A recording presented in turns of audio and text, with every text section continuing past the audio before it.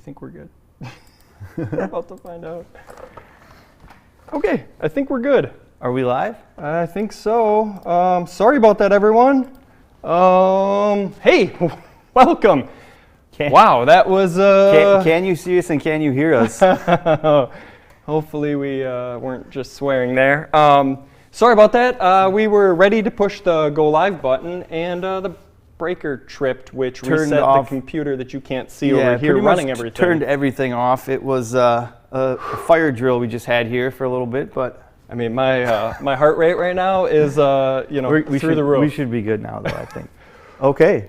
Okay, so welcome. Today we are going to take we're going to call it an advanced look at crankshaft position sensors. We have kind of a cool setup here today with a test bench, and as you guys can see here, we also don't have any cars because the camera is shut off right now. Boy, if things are just gonna, Ryan, I think you jinxed it yesterday. I think I did too. I said, what could go wrong? And then right before we went live, the whole thing shut down. So, all right, we should be good to go now, though. So. Okay. So we're following up a video that Ryan had done a couple weeks ago covering crankshaft position sensors. And there were a lot of questions that kind of wanted more depth with a crankshaft position sensor. And as soon as we put the video out, we're like, wow, we could go so much farther, and there's so many unanswered questions. So let's do it. That's what we're going to get into today. So instead of explaining everything that we have in front of us here and all the cars and all that stuff, you're going to see it as we go. But let's start off with a t-shirt giveaway because we're late. It's our fault. Let's give one away right off the bat here. We are currently sitting at, it says we got 40 viewers right now, so I'm going to pick a number between 1 and 40. Make sure you guys can't see me here as I write it down. I'll keep an eye out and make sure that he doesn't he doesn't change it. Number 1 to 40 for t-shirt giveaway for a GoTech t-shirt. We're going to get it right off the bat here and start submitting your answers. Ooh, they're coming in quick. We got it in already. All right, we got a winner. I'll show you guys here. The number was, it's kind of hard to see. The number was 36. Congrats to, I think Kevin had it first, right? EX, come on. EX Motorsports, number 36. Looks like it. Got it pretty early on. All right, congrats, Kevin. We'll get you out a shirt. You have my email, but I'll put it up at the end or at some point to get you a shirt. All right, shirt's out of the way. Hopefully everybody's happy now. Let's get right into it. What do we want to start with? So today we're going to start with the AC style or the inductive style crank sensor. And while you may not see these around as much as you used to anymore, they still are put on cars. Some of the ones we're testing today have actually been put on a 2019 Ford car. So we're going to start most of our stuff today with just a quick PowerPoint or a quick visual of how the sensors work, how they get their signal, and then we're going to do some cool testing. We have a bench tester here today, and we actually have 2 cars here that we're also going to do live testing on. Oh, one thing I want to mention quick. Let's see if this works. It says 0 seconds right now, of course. Let's see if we can get it to play. All right, and we're getting a little fancier this time, guys. There's a lot of setup to go with this time, but I think we might. I think we might have it all under control. So that timer in your upper right, that corner, right there. When that timer hits 0, you guys are gonna have to remind me in the chat. We're doing another t-shirt giveaway when that timer reaches 0. All right. And if that's not too distracting for you guys, we're going to leave that little banner down at the end if anybody's joining late, and that way they don't miss out on anything coming in or miss out on any giveaways. So we're going to leave that up on the screen. Cool. And so I think, Ryan, maybe we bring up this question here that was asked. Yeah, that'd be a good way to start. It is breaking news, Kevin. You're right. Yeah, it looks... It's even in red, so it catches your attention. All right, so this was a question asked by Jeff Spen. Apologize if I mispronounce your name, but it says, if the vehicle will not start, will you garner enough information on the scope with just the starter turning over the engine? It's a good question. It's a great question that we can actually demonstrate pretty easily today, and we're going to do it on our first car with an inductive style or an AC style sensor. So let's get that off the screen. You want to show them what's going on here? So we're going to start with this inductive sensor, and these things aren't too complicated. They're pretty much a magnet with a coil of wire wrapped around them, and there's a lead attached to each end of the coil of wire, and as the reluctor wheel passes it, it generates an AC signal. Now you'll actually get a signal on each line of most of these sensors unless it has some kind of circuit in the PCM that's different.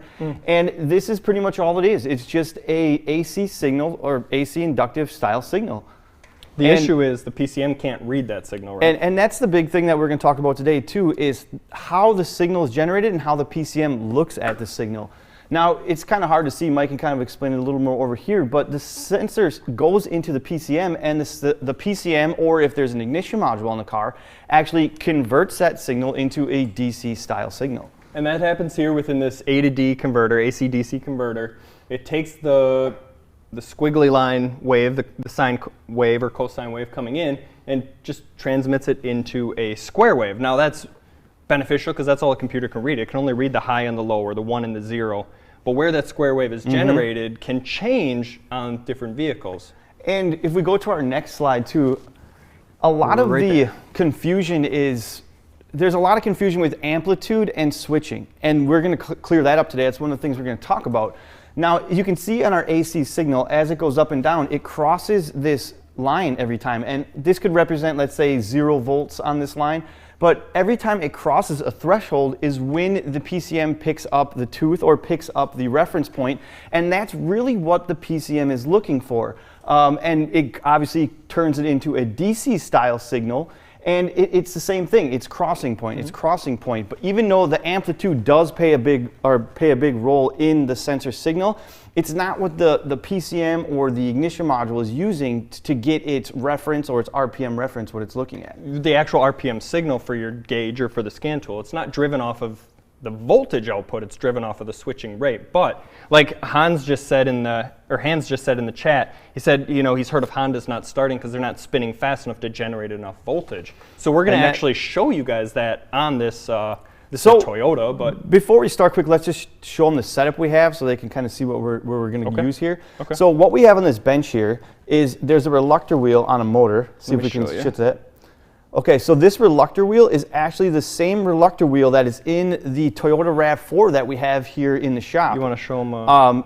And we also, so here is the car that we have in the shop. So this is the same reluctor wheel. Now we are simultaneously hooked up to the crank sensor on the car, and this thing is actually hooked up to the car as well. So we're going to get a baseline off of this car. I'm going to crank this thing over, and we disabled fuel and we disabled spark, so we're not going to get any unwanted thermal events when we play around with this. But we're going to get a baseline of what the car cranks at, what the amplitude, what the RPM is, and then we're going to let's play around with it and see what we can find. Well, so, and really, at some point here, we're going to feed the crank signal into the car, which would tell it that it's running. So disabling fuel and spark was wise. Yeah, it probably was a good idea. So you let me know when you're ready to go, and let's get a baseline.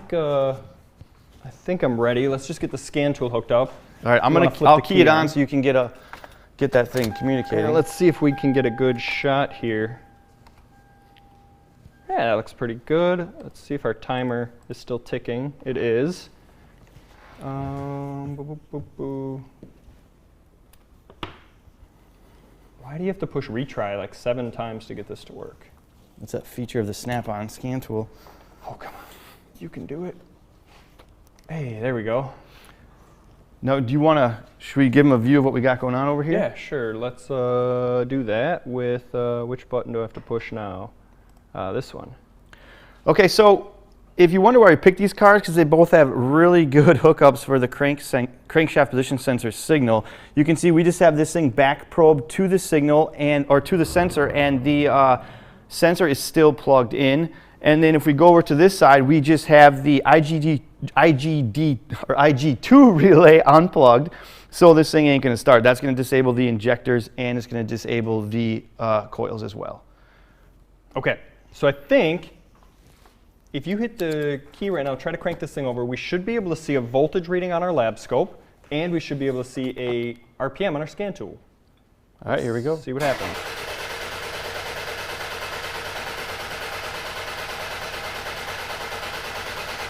All right, perfect.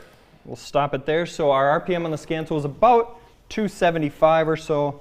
Our voltage reading, we'll call it a peak of, what is that, 826 millivolts of our AC signal there. We can go ahead and actually zoom in on this a little bit so you guys can see it clearer.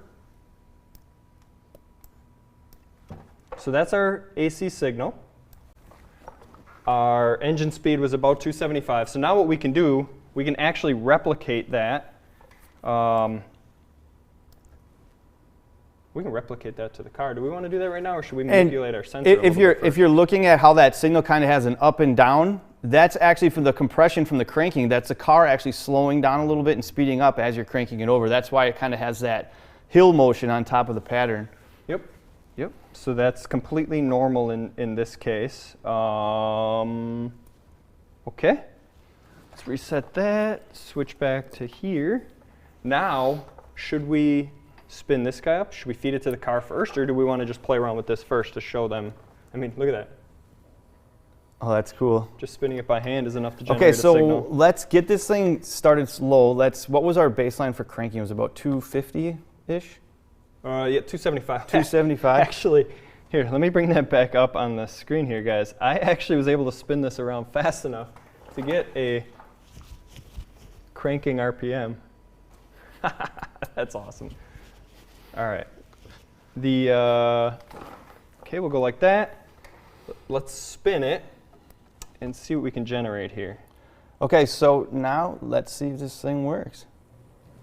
And we want to try to mirror the voltage level that we had before. Okay, so you have your cursor up here. So we're a little high on engine speed. Go up higher. What do we got here? Down a little bit lower. And I'll show you guys the graph here. There we go. So that's about where our cranking RPM was. Now you can see on the scope, our line right here is where the car was. So this is just going to be a difference in the sensor. So if we actually, I don't know how much room we have to bring the sensor closer, but if we actually bring the sensor a little bit closer, we'll hit that line again. And let's zoom out on this. What's interesting to me on this pattern as well is it's actually humped a little bit too, like this motor is actually speeding up and slowing down a little bit. Well, it also might be a little bit of wobble cool. that's in there. Yeah. I mean, this thing might not be exactly perfectly straight, but let me show you guys what we're looking at from the top view. So we got this thing spinning right now, and you can see this whole piece right here is adjustable. It's got like little micrometer pieces here, so we can actually back this sensor away, and we're going to see at what point the voltage level of the PCM is to the A to D converter to create an RPM signal. So go ahead. Yeah, so we're going to show you the scope or the scan tool here too. And the scan tool is still showing this about 200, what did we get, 267, 270 of RPM reference. And we're going to back this away and we're going to see how far we can bring the amplitude down before the PCM just ignores the signal. And that RPM either should start jumping maybe, or maybe it's going to disappear. I'm really not sure. So right. One thing real quick, I believe it's Steve had asked any reason why we're using 6 instead of 7 for Pico. Honestly, it is a comfort type of thing. You know, I've grown very comfortable I would with say 6. we're still learning Pico 7, and since we're live, if we get stuck, we just know this Pico so much better. Goes wrong. But I do like on a 7. live. I do like 7. Yeah, for sure. Okay, now let's start backing this thing away, and we'll see our amplitude begin to decrease. Now I'm doing this very slowly, and you can see our voltage level is getting smaller, and at some point here we should see the PCM start to drop the RPM signal. But also notice, the RPM's not changing. The amplitude's coming down, but remember, the PCM's watching the switching, not the amplitude, and the RPM is still staying pretty steady at what it was. It's funny because wow, during look how small that amplitude is. The sensor's pretty far away. During our testing of doing this, the throttle body starts freaking out on the car. You guys won't be able to hear it, but the throttle body actually goes crazy trying to keep this thing running because it thinks it's about to stall out. Look how tiny that is. I mean, this must be pretty sensitive. I mean, we're still at 270 and we barely have a signal there. Oh, come on.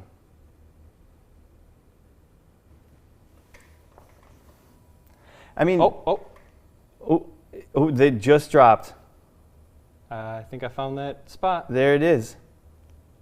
So I'm just bringing it back in, out and out But a little bit. what I noticed too on the scan tool is it didn't drop out completely. It's far enough back where the amplitude's low enough that it's actually kind of a jagged RPM reference. It's moving up and down a lot. Okay. That would definitely cause an issue. I'm going to pause this just so we can get a zoomed in shot to figure out what.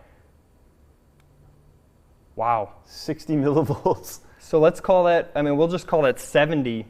70 millivolts is enough to trigger the converter, the AC-DC converter inside of the PCM to give this thing an RPM reference. Well, just think if you're trying to crank your car over and it got this RPM reference of it moving up and down. I mean, that could cause a lot of issues. Okay, so now what's really cool, let's show you guys first of all how far this is away. So here's the tip of the sensor. We are significantly further away than the 1 millimeter that we started at. Did you tell them about the 1 millimeter as kind of a general rule? Yeah, so the baseline that we started at, and we got this off of doing a lot of research, the baseline we're starting at for our sensor gap from the reluctor wheel to the sensor is about 1 millimeter. So let me show you guys. This is a 1 millimeter feeler gauge. Oh, trying not to crash into our reluctor here, but you can see how much room is between there now. It is significant. All right, now what I want to do is we're going to start to speed this wheel up, and I want to show you guys how critical cranking speed actually is. Let's find the right camera here. So what we're going to do now, I'm going to begin to speed up, but I'm not touching the sensor's location at all, the air gap of the sensor. So now this would replicate if your speed was too low, how higher cranking speed could overcome a weak sensor or a too large of a gap. Right. So now, just by spinning this thing faster, we're creating significantly more voltage that we have a nice, clean, proper crankshaft position sensor signal. So obviously we're at a pretty high RPM here, but if we bring it back down to roughly cranking, this could be the difference between a weak battery versus a jump pack on a battery type of situation where you get that extra oomph there to get this thing started. I know that our gap is really big, but we're simulating, let's say you have a weak magnet in your sensor, because I mean that's a lot of times how these things fail. The sensor magnet gets weak, maybe it's a weather-related thing, that cranking speed alone it's showing on the scope and on the graph that cranking speed alone can really affect what your sensor output is, or if it picks up a sensor output at all. That's pretty cool. I just noticed the headlights were on. We're going to definitely kill this Yeah. battery. Whoops. All right, we'll see you later. Thanks for stopping in, Wyatt. Or, yeah. For some reason, I don't think that's actually your name, Wyatt. I can't remember. Okay, so the PCM understands that we're feeding it a signal. It's trying to actually run the car right now. That's why the throttle body's buzzing. Do we want to talk a little bit about polarity now? I think polarity is going to be another big thing we want to talk about with these AC sensors. So I mean, a quick recap, the amplitude. I'm going to spin it back in. Yeah, the amplitude matters for a baseline amplitude, but once you get to that baseline amplitude, it seems that it will pick up the RPM just fine and it doesn't really change the RPM. Right. And then speed, cranking speed really matters. The higher the speed, the higher the amplitude, which doesn't affect the change in RPM, but it affects if the sensor is going to pick up the signal at all, or the PCM is going to pick up the signal at all. If it's going to function or not. Yeah. Okay. Should we look at polarity now? Let's hook up channel 2 with a scope to the other side. Okay, I'm going to turn this off here. Get the scope set up here. So what I'm doing now is I'm going to hook up the scope to each one separately. So we're going to get both signals, one out of each wire. Now, when you do this, if you do this in the field, sometimes depending on your scope, you can't do it if you have a ground that's shared. Also, another problem you can have when you do this is your amplitude will be smaller if you do it this way. Now, if you hook up to both these and take both signals at once, you will have an overall smaller amplitude, which could throw you off if you're looking at amplitude as something you're using to diagnose. Okay. Is the car still hooked up too? Yeah. Okay.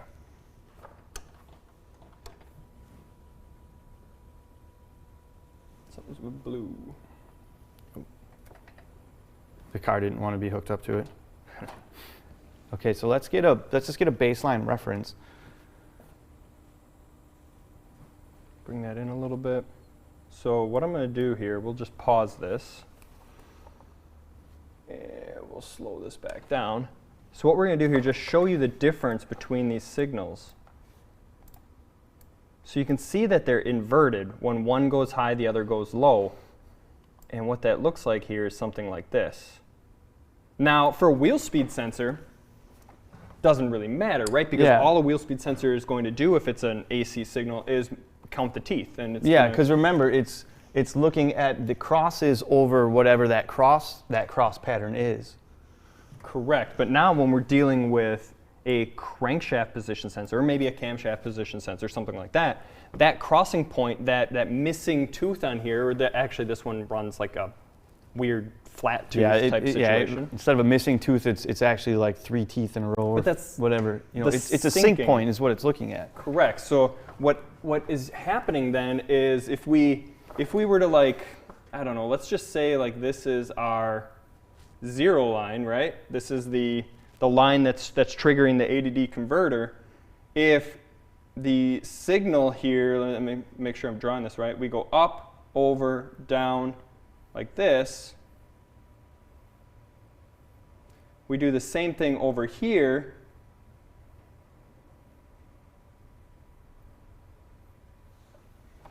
Now, so essentially, the signals are going to be mirrored images of each other. So they're going to look the same. They're just this one. It's going to be one's going to be rising when it crosses a line. One's going to be falling when it crosses a line, and the PCM can interpret that the wrong way or differently. You know, so there's a few things that can happen. It can either not get a sync point at all. It could, like you said, it could change the timing. Yep. Let's hook the car back up and let's invert the signal. Let's invert red and green. Okay. And we'll see what the PCM thinks of that on our scan tool here. Okay, so we're just going to use the blue channel this time. Then we're going to go 1. Okay. Because we can't feed it both like that. Yeah, that's good. Okay. So basically, we ended up about a tooth off. Well, let's start good just to make sure we got it hooked up correctly here. Okay. And make sure we get that on there too. I just turned it off. Let's turn it back on. Okay, car likes it. We'll up our RPM a little bit this time and show you guys what we got here. Okay, yeah, it's working. Okay, beautiful. We have a signal. Looks good. Okay, and baseline. So this is the correct polarity of this AC sensor. And you can see that the car is picking it up. The car is obviously not running right now. It's just sitting still, getting fed this crank sensor signal. So what we're going to do is we're going to change the polarity of the sensor on the bench. Okay. So I'm just going to swap these 2 wires and watch what happens to our signal. So we're still reading a signal on the lab scope, but you can see that the lab scope still looks fine. We have a perfect looking signal. It looks just like it did before, except it's inverted. But look what the car did. Now watch. Keep watching the scan tool. I'm going to switch them back. Comes back instantly. So all we've done is change the polarity of the AC crank sensor while technically it would be like the car was running, but it's not running. And the PCM just completely disregarded it. And then as soon as we switched it back, it brought it back instantly. Which shows, like, you could, let's say you have a no start condition. You're like, maybe I have no crank reference. You check the RPM on the scan tool, you got no crank reference, and then you do a scope reading, and that was a pretty nice looking pattern there. It was beautiful. And you think, well, how is the polarity going to change? Well, I've ran into this a few times myself in my career. wire repairs is almost the number one. I mean, it's Somebody put a wire new repairs, connector right? on? Someone does a timing belt and chops the wires in an accident, and then they put them back in. Someone may have repinned it correctly. A mouse gets in there, chews some wires, someone just reconnects them, and they think it's an AC sensor. It's like a wheel speed sensor. I mean, everyone who's worked on a car has fixed a GM wheel speed sensor harness on a W or N body. Yeah, and everyone knows, just hook them up, it'll work. You know, this could really get you in some trouble here.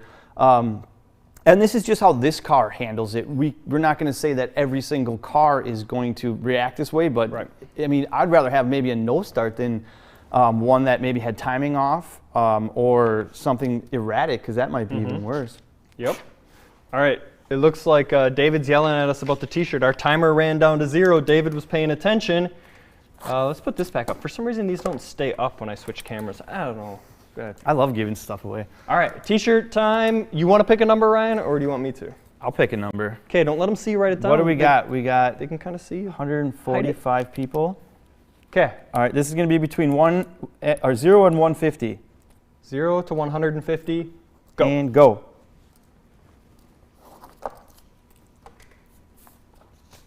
Hide it. I don't know what camera angle we have on here. You might be looking at it. I don't even know what you picked. Can I see it? Okay. Watching them roll in. You can try, Kevin. It doesn't mean I'm going to send you another one. There's Drew. Hey, Drew. By the way, shout out to Drew, who's in the comments right now. He helped us out a lot with his setup today with his test bench. And shout out to our tool room guys who also helped us out. Yeah, building this a lot setup. of this nice, fun equipment is Drew's, and we're going to try not to break it. So. Well, we might break something later in response to a YouTube comment. Oh, there it is. There it is. 75. Grunter Robertson. Congratulations. Congrats on your new t-shirt. You know what? I'm going to throw my email address in the comments right now. It is, if I can spell my name right. I think I spelled that right. I'll help you out if you have a problem with that. It's like math on the fly, right? Yeah. Brutal. Okay. Congrats to you. I believe it was, I should write these down. I've already forgotten. Yes, Grunter, Robertson, and Kevin. Okay, cool.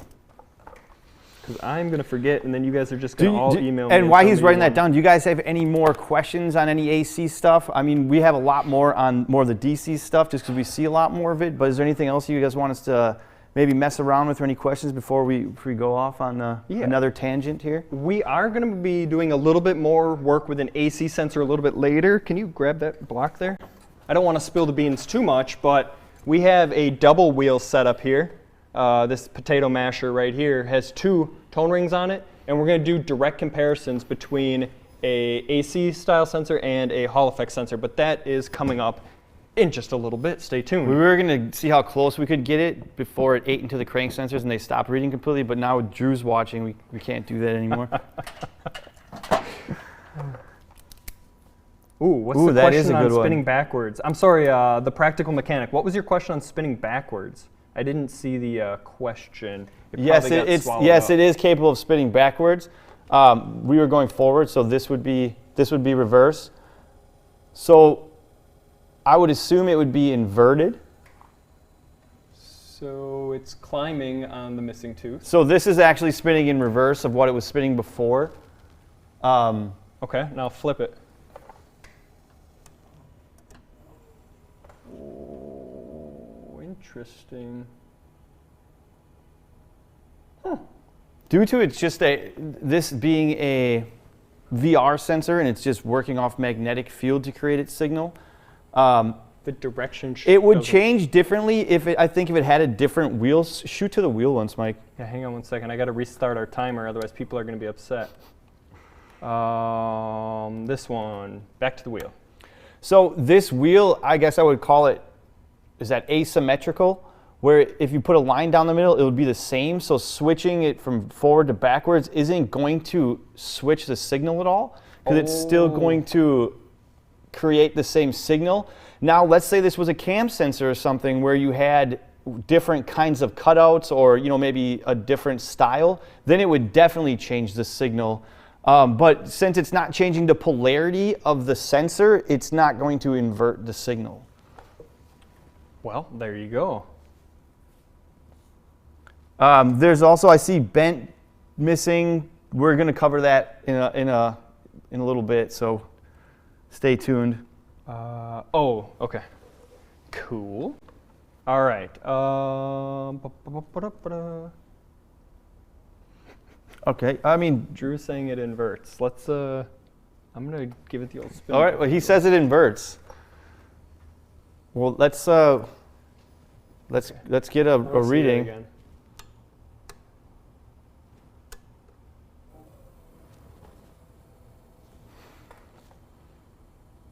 Okay. Wind spinning. Okay. I don't know how I'm going to be able to tell. All right, so pause it. Pause it on the sync point.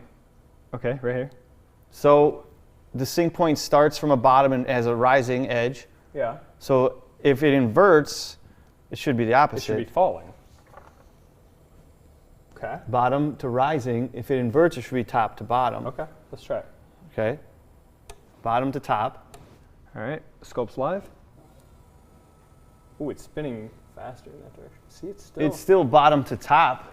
So I wouldn't, it doesn't look like it inverts. Yeah, see, that's what I was saying earlier. It had a rising edge in both directions. That's interesting. Now, I'm trying to think if there'd be a way that we could, I could save the channel and we could compare it, and I don't know. I don't know if we have a lot more to cover. I don't know if it's worth digging in even further than this, but that's interesting. It's got the rising edge. We'll get with Drew on this and we'll play around with this more and we'll get an answer. It does not look like the signal inverts from what I see, because it still looks like the sync point is going bottom to top, and you could see on when we changed the actual polarity, it inverted the sync point. We would need, because Drew's mentioning of hooking up, there's a little sensor on here to measure RPM. If we were to hook that up, which we're not going to, but if we were going to, then it would give us another syncing point to figure out. To figure it out.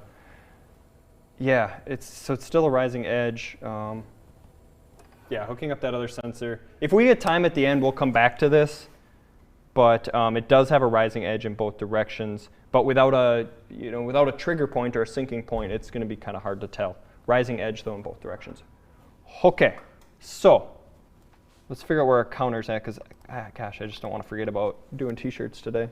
We are going to get to the magnetized tone ring. Yes, we have some of that happening too. It's going to be These fun. are not circular saw blades or anything. These are actually tone rings off of something. But this one is magnetized. This one is not. We do have a, what is it called? A Gauss meter? A Gauss meter? We have a meter for reading magnetism to show you guys that stuff here. Yeah. But you're going to have to stay tuned for that as well, because first we got to talk about Hall effect sensors. So should we just jump right into that? Yeah, let's bring up that next question. And this is a really, this was a question that, it doesn't get covered a lot. I think, there's a lot of confusion in this question too, so I think this will be good. Okay, this one's from Mohammed Elias. I'm horrible with pronouncing names. I'll just blame it on my not quite Canadian accent. He said, good job, but you didn't mention how does the Hall effect sensor really work, and what about the signal? Is it from the sensor to the module or from the module to the sensor? So that's kind of 2 parts there. Mohammed, excellent question. So let's cover the first part first in how the sensor operates, and then in a little bit after that we'll cover the signal generation either going to the computer or coming from the computer. Let's shut off the RAV4 Yeah, quick, let's shut off the RAV4 before we kill the battery on this thing. The headlights are really showing off my pale skin. All right. So now that... Oh, Oz wants cheese curds. yeah, we're not going to ship any cheese curds. I'm sorry. Hi, Fess. All right, so I don't know where we're at.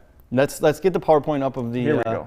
Oh, this was the slide that we kind of didn't talk about, but this was just to show the AC to DC conversion and the switching point the ones and the zeros being created. Yeah, by this that is converter. kind of what Mike drew on the screen before, how the switching point is how the AC deconverter switches it into a digital signal, pretty much. Okay. You want to say your disclaimers first or after I bring up this picture? All right, so disclaimers on our Hall effect drawings that we're making. Hey, not We're just trying to put the fundamentals down on how Hall effect sensor works. If there's any engineers watching or people that are really getting into the engineering electronics portion of it, there's more to the sensors than we're showing. We're just trying to show the basic operation of how the Hall effect works.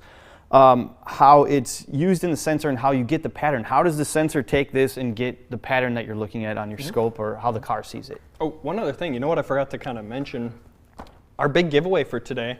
I haven't even told them what it is. Here I am assuming that everybody would know what it is because these things are so incredibly amazing that every one of our sensors is literally hooked up with these test leads right now. Yes. But this is what we're giving away. The U-Test Advanced Terminal... And this is the brand new kit that just came out also. It's got a nice embroidered patch here. It's pretty nice. The guys at AES Wave hooked us up with this kit to give away to you guys today. We have one here that we're using right now. All of our test leads are hooked up via this kit. Can you open that up for them? Yeah, we use these things on a daily. I don't know how I could live without one at this point.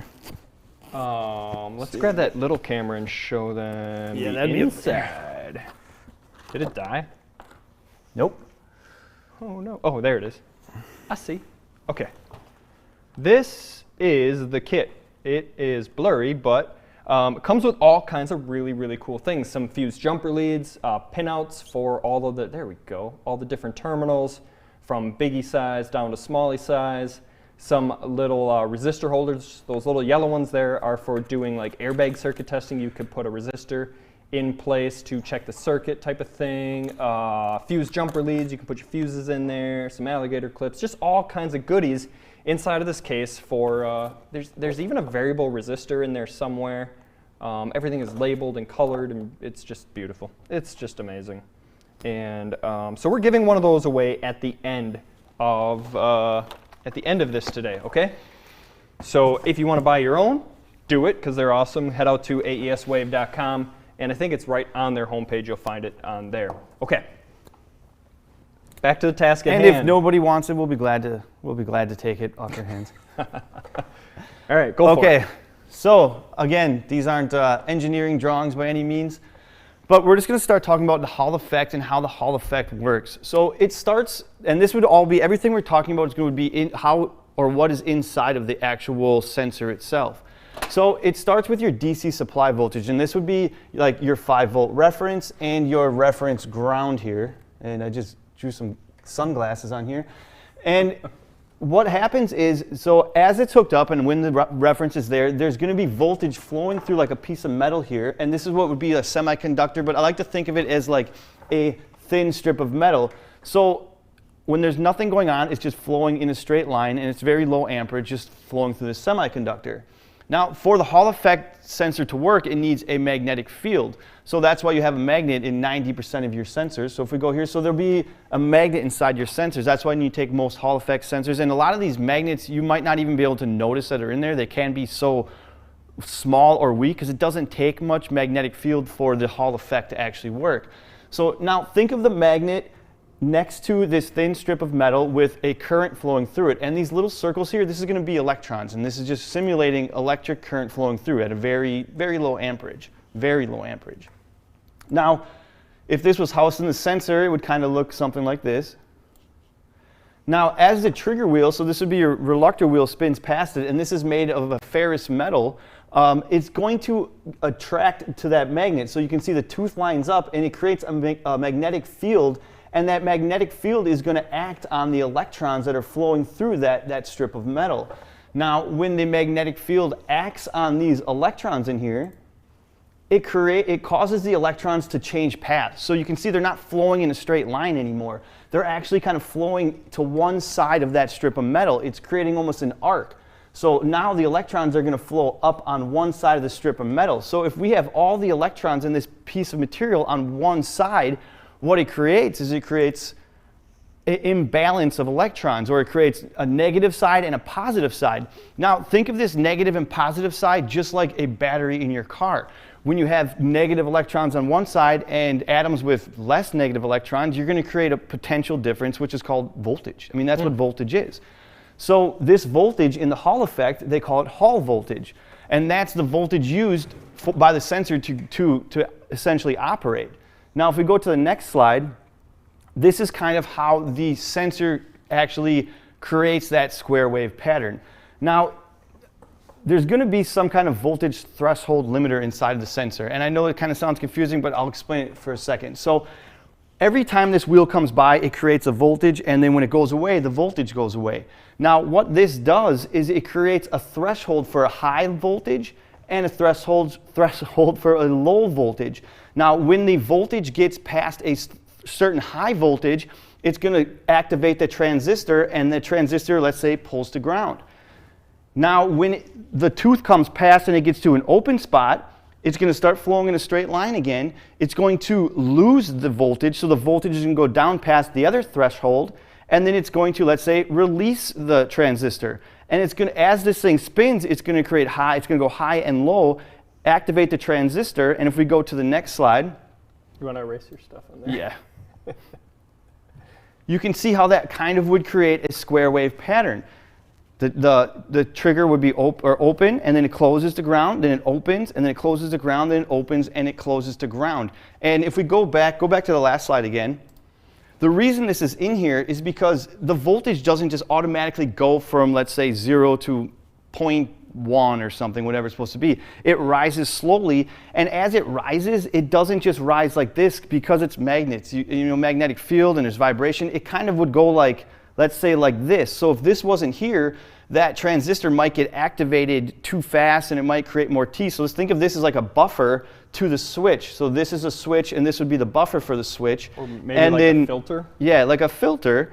And then if we go to our next slide again, so it creates a really clean square wave pattern. And that's essentially, and like we said, this is just a really fundamental way to show it.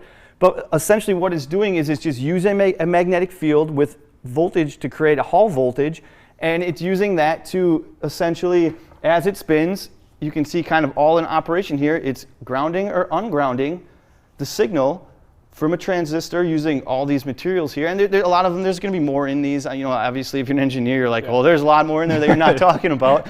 But that's essentially what it's doing to create your square wave pattern. Reminds me of Sundays watching John Madden. Thanks, Alice. So I guess the cool thing is for testing and diagnosing these sensors, everything in that gray box right there, that's all internal to the sensor itself. Yes. So while it's great to have the understanding of how it operates, the square wave signal is really what we're concerned about here. But understanding how that operates, how it generates the signal, you're not going to replace any parts inside of a crank sensor unless. Oh wow, that'd be a lot of work. I mean, maybe you will someday, but no. So it's just kind of nice to know what the sensor is actually doing to get your signal, because it actually can help in diagnosis when you get some of those really hard to diagnose cars. Why am I getting this signal? What could it possibly be? You know, and what could be wrong? So that kind of shows if you had a weak magnet or if your reluctor wheel had an issue. It kind of shows you just how it operates and how that signal is produced. Yeah, one of the best things that I love about crank sensors that are a Hall effect sensor is that they, they're not manipulated by air gap until the air gap becomes too small that it can no longer read. So what I mean by that is we saw the amplitude or the voltage level of that AC sensor change as we changed the air gap. Now we're going to do the same thing here with this Hall effect sensor if we get it hooked up properly. Yeah. And we'll see that the air gap, the distance between the sensor and the tone ring here, doesn't have an effect until it's too late, until the sensor drops out entirely. And I think I think we're pretty close there. That looks good. So what we're going to do now is we're going to feed this sensor with 5 volts and ground, and we're going to have to feed the signal wire with 5 volts as well, but it has to go through a resistor. And we'll explain that a little bit in just a little bit here, but let's just start by getting a signal out of this sensor so that we can we can see it. We do have a, let me show you guys, you guys can't really see, but we do have a 5-volt power supply back here to feed this thing with. It's a variable voltage power supply somewhere. Where'd my phone charger go? Oh, there it is. If you don't have a 5-volt power supply in a nice expensive box like this, I'm going to show you guys in a little bit that a 5-volt phone charger with some nice wires here connected to the end can actually do essentially the same thing, but we'll save that DIY version here for just a minute. We'll get this thing hooked up, make sure it's correct. All right. Let's find Power, out. ground, scope ground, power. Reference. Resistor scopes on the signal side. Yeah. Maybe it should work. Let's see what we got. Ready? Go for it. Fire in the hole. Nothing. Don't. Okay, we might have the wrong ground. Oh, let's power it first. We have our 5-volt reference generator off because it has a noisy fan. But This is what the sensor would look like if you didn't have a 5-volt reference. and here's what it would look like if you did. Hey, we're getting somewhere now, guys. All right. Now let me cancel the zoom here. Let's go like this. Beautiful square wave. You guys can kind of see the missing tooth dancing around there, or actually it's 2 high teeth, like right here. That's what that's going to look like on the Hall effect sensor. This is that tooth. Drop that red one out of the way for now. That is that double tooth or missing tooth. It'll just, if it's missing, it would be down here. Is a double tooth, so it's up there. Yeah. But nice, pretty square wave on here. And as let's start with manipulating the speed. So let me just show you guys here. It's spinning. All right, I'll speed it up. Hang on, let me bring up the scope again so we can see it happen. Like so. Bring these back up. Okay. Start speeding it up, and you guys are going to see that our voltage level is not going to change because we're working with a digital sensor here. So we're 0 to 5 volts roughly. So now we're going pretty fast here, and yeah, you can see you're not getting that amplitude change.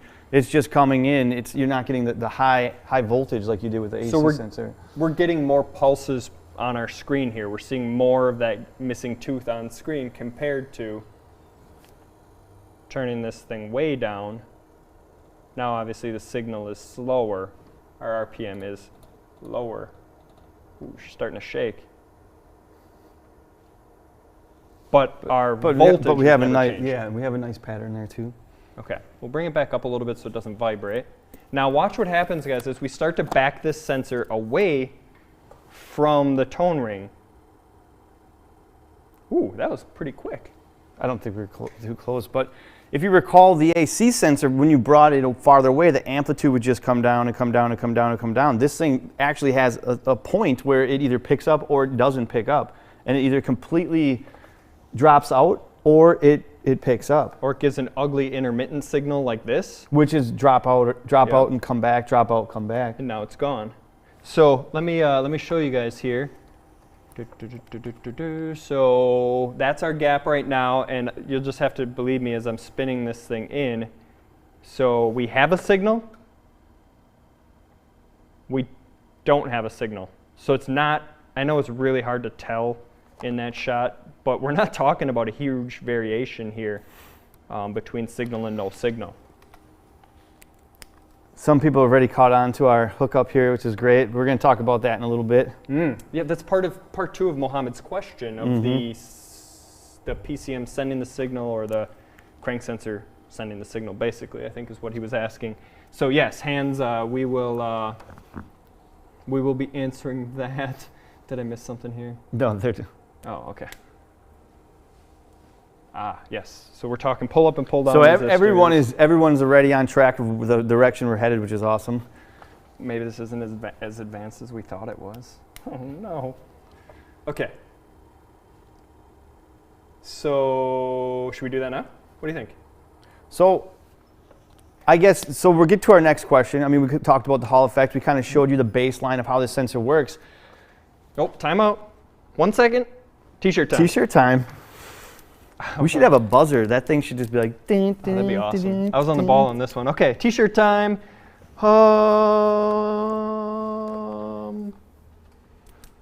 I'm going to do 1 to 133 because that's what it says right now. Let me write it down. 1 to 1. Okay. Let me see it. Okay. All right, go.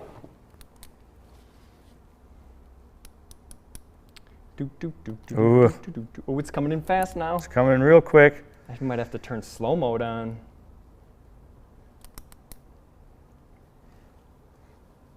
Come on. Holy cow. Holy cow, it's coming fast. Oh, there it is. There. No name. No name with the 50. 54. It's hard to say. I should have written it in marker, but 54 was the number. Congratulations to No Name. Can stay on till later. We'll hook you up with my email later. I should just, you know what? I'm just gonna type it again, and hopefully not do it wrong. I'm gonna copy and paste it this time because that makes sense. Tell me what it is, and I'll watch for it. Okay, I think that's correct. Reset the timer now. Here we go. Okay. Now let's. Any questions on the Hall effect sensor generating the signal, or what the signal looks like? On just the Hall effect operation or how we got that signal pattern, anything like that. And then we're going to get to some other really cool piece of equipment we have here. Well, we're going to talk pull up and pull down first, I think. Yeah. But any more questions on the signal, how speed of the crankshaft, wheel speed sensor, anything that's dealing with a Hall effect, speed of that doesn't affect the voltage level, the amplitude. It only affects how many signals you get in your time frame, the frequency how of many the switches, signal. Yeah. Okay. Okay. Okay. Back to the PowerPoint. Back to the PowerPoint. So part 2 of his question was signal from the sensor to the module or the module to the sensor. So that's an excellent question, and it really brings up pull up or pull down type sensors. Yeah, exactly. Go for it. So one of the big, I mean, not for everybody obviously, but when we train younger technicians or people that aren't as familiar with this or people that just haven't really played around with scopes or even signals too much, one of the big things, misconceptions, is that the sensor itself is always outputting a signal, right? The sensor has a 5-volt reference, a ground, and it actually outputs a signal. Well, I mean, I've even been guilty of saying it in the past, right? The sensor just needs power and ground to operate. It'll spit out a signal. I mean, and I've said that incorrectly in the past. And what we kind of talked about before for the Hall effect was, you could see that the Hall effect was opening and closing pretty much a ground, or opening and closing like a switch. So it's effectively, it's not always putting out a signal. And there's 2 really types of sensors. There's a pull up or pull down type sensor. And what we mean by that is, so if you look at this diagram right here, you can see in the PCM there is a resistor, and of course we're not engineers, it could be something different, but you can see the 5-volt reference is actually being fed to the signal line. Now, if you were to disconnect this sensor with the car keyed on, you would essentially have a 5-volt reference or reference voltage here, and you would also have a reference signal voltage here. You would essentially have 2 references. 2 5-volts. 2 5-volts. If it was a 5-volt, you'd have 2 5-volt references. Now, this would be a pull-down style sensor, and why we say pull-down, because this would essentially have 5 volts coming to it, and when the sensor switches, because that's all it is, a Hall effect, right? It's just a switch, switch, switch. It pulls the reference voltage down, and then it releases it, and it pulls it down, and it releases it, and it pulls it down. So the sensor technically isn't generating a 5-volt signal. The sensor is technically grounding the signal to create its 5-volt reference. Correct. Now, let me erase this here quick. Why this can be confusing is, let's say you have this type of sensor and you check your 5-volt reference, you check your ground, and let's say there's an issue over here. Maybe this wire's broken, maybe the PCM has an issue. If you scoped here or if you tested here, you're not going to get a signal. Right. You have to have that second reference voltage to get a signal. And this can be really confusing if you don't know the difference between a pull-up style or a pull down style sensor. And you have to know this before you start testing these things, or you could go down a rabbit hole that could really could mess you up. Yeah, and now we kind of, we didn't argue, but we had a in-depth conversation regarding, are there any sort of rule of thumb type of testing things that we can give to you guys as a way to determine if you're dealing with a pull-up or pull-down circuit for your crank sensor? Yeah, essentially we were looking, is there a silver bullet way to know if it's a pull-up or pull-down sensor? And yes, there is if there's not a problem with the circuit, but who's testing these things without a problem in the circuit? So essentially we said, well, if you unplug the sensor and you have voltage here, it's a pull-down style. Well, what if there's an issue? I mean, that's what we're here to test is issues, right? Then you might not have it. If the wire were cut right here, you know, if you had an open circuit on the signal wire, if you had a bad PCM, you would see no voltage there. The crank sensor would put out no signal at all, but the crank sensor might be perfectly fine. It just needs to be fed with 5 volts. So exactly. We kind of came up with 2 different things. And to answer some of the questions before, let's do the top camera once quick, and we'll show you. Ooh. So if you look here, I know it's hard to see, this is a 1,000 ohm resistor. It's really hard to see, but this is actually part of, it's in the little resistor holder that comes in that test lead kit. And what we essentially did is we jumped the 5 volt reference to the signal wire with this 1,000 ohm resistor, because if we were to take this resistor out, we would not have a signal with this style sensor. And that is essentially what this is inside the PCM, because this is a pull-down style sensor. And since we're bench testing this and we don't have a PCM connected to it, we had to give it that resisted voltage to get a sensor signal. Now, if we go to the other slide, this would be a pull-up style sensor. Now, with a pull-up style sensor, you can see the resistor is actually inside of, and maybe it's not always a resistor, but there's some way in form it connects the reference voltage to the signal inside the sensor. Now, if you were to unplug this sensor, granted there's nothing wrong with the system, you would have 0 volts on this line because it's not being fed a second reference voltage. So what this sensor is doing, since it's getting its own 5 volts, when it switches or unswitches, it's pulling up the signal line. Unswitches. Switches or unswitches, deswitches. But that's why this would be called a pull-up style sensor, because essentially it's pulling up the signal line. One of them pulls down the signal line, one of them pulls up the signal line. Now, we did find a semi-cheat way that we're pretty confident with, where you can actually test these on known goods. Okay, let's start with showing them how this works without this resistor in there. Yeah, let's do that. Okay, we can do that. So what we're going to do, I'm going to pull the resistor out of the circuit. So right now, on our signal wire, let's show it. Kind of hard to see. Our signal wire is the middle pin. Right now, all we have hooked up is the lab scope lead. So we have power going into the sensor on red, signal on blue, and I'll put the ground on black. So in our diagram here, we are feeding the sensor with 5 volts. We are feeding the sensor with ground. We have nothing being fed on the signal line. Let's see what it looks like on the lab scope to show you guys. Here, hold on. Let me ground this quick. I just want to show you that we have a... Bring the red trace back once. Oh, you got both channels hooked up? I think so. Okay. So it's scaled differently, but if you look down here, you can see we have 5 volts fed. So the sensor's seeing 5 volts on the reference voltage line, right? Yep. That's what we're seeing. So we have our 5 volts and we have our ground here. And let me get rid of these cursors, and let me clean this up a little bit. Okay, so right now the signal wire. Okay. Right now the signal wire has no voltage on it at all. And we're not spinning this, so maybe we're not supposed to have voltage on it, but watch what happens. We start giving it the spin, and we get nothing. And you can see, because the sensor is not putting out the signal, the sensor inside is just going like this and trying to pull that signal wire to ground. Without any fed power through a resistor or through the PCM, it has nothing. So if I take my little resistor here and I just put it back in line, there's our signal. So just putting, and all we're doing right now, let me show you guys. All Ryan's doing right now is literally putting a resistor between the voltage input or reference voltage and the signal wire.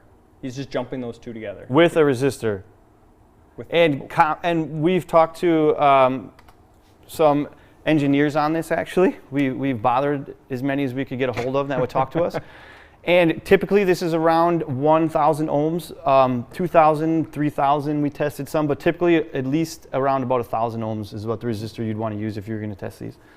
Now what the cool thing is here is, I'm going to unhook this one because we're going to swap it out for our other sensor here. Good question. Is there a difference between a 5-volt signal line for pull-down sensor and a bias voltage? And to answer that, I think it would have to be based off vehicle to vehicle. If someone had some kind of bias voltage for, you're saying like for circuit integrity, I'm assuming. That's why we assume we run a pull-down style sensor so the circuit can be checked by the PCM. There might be nothing that I know off the top of my head that I could answer that. Okay, so one thing that you can check to determine if the sensors pull up or pull down. Now this might not work on every sensor, but I think you guys can probably see that decently. Or I could hold it here too. Nah, I don't want to. Just leave it up there. That'll work. Okay. And he's got this on ohms. So resistance testing, verifying our leads are good. They're beautiful. Getting a little glare on the meter. What I'm going to do now is hopefully pick the right circuit here. Power and signal, I'm going to just throw an ohm test or a resistance test across them. And it's OL, right? Because in this circuit, that resistor between power and signal is actually in the PCM. And we can show you guys that in just a few minutes on our Chevy Cruze that's over here working with this pull-down style sensor. So what he's measuring between the signal and the reference voltage, because if the resistor was inside the sensor, there should be some kind of of resistance. Put that back up there for a second. This sensor right here is out of a Nissan product, and this is a pull-up style sensor. So this one should have resistance internally between signal and go to our next slide here quick just to show. Boop, boop, boop, boop. So this is a pull-up style sensor, so it should have an internal resistor between the sensor power and the signal, because it's not in the PCM, and that's the style that it is. Oh, look at that. What a beautiful number. Is this 996? Is that what it says? I think so. I think that's a 1,000 ohm resistor. 996 ohms. So that's pretty much just about 1,000 ohms. Yeah. But now what's cool with this sensor, can you plug that into power and ground for me? Yep. What's cool with that sensor is we're going to be able to get a signal out of that pull-up style sensor because it contains the resistor inside of the sensor. We don't have to jump any reference voltage over to the signal circuit. You don't even have to put it in there. I'll just tap it otherwise. Let's do it. I mean, we win in Rome, right? I mean, look what we got here. Sure. I mean, after Drew watches this, he's never going to let us use it again. But, yeah, you know. Don't blame him. You don't know where the Allen wrench is for that one, do you?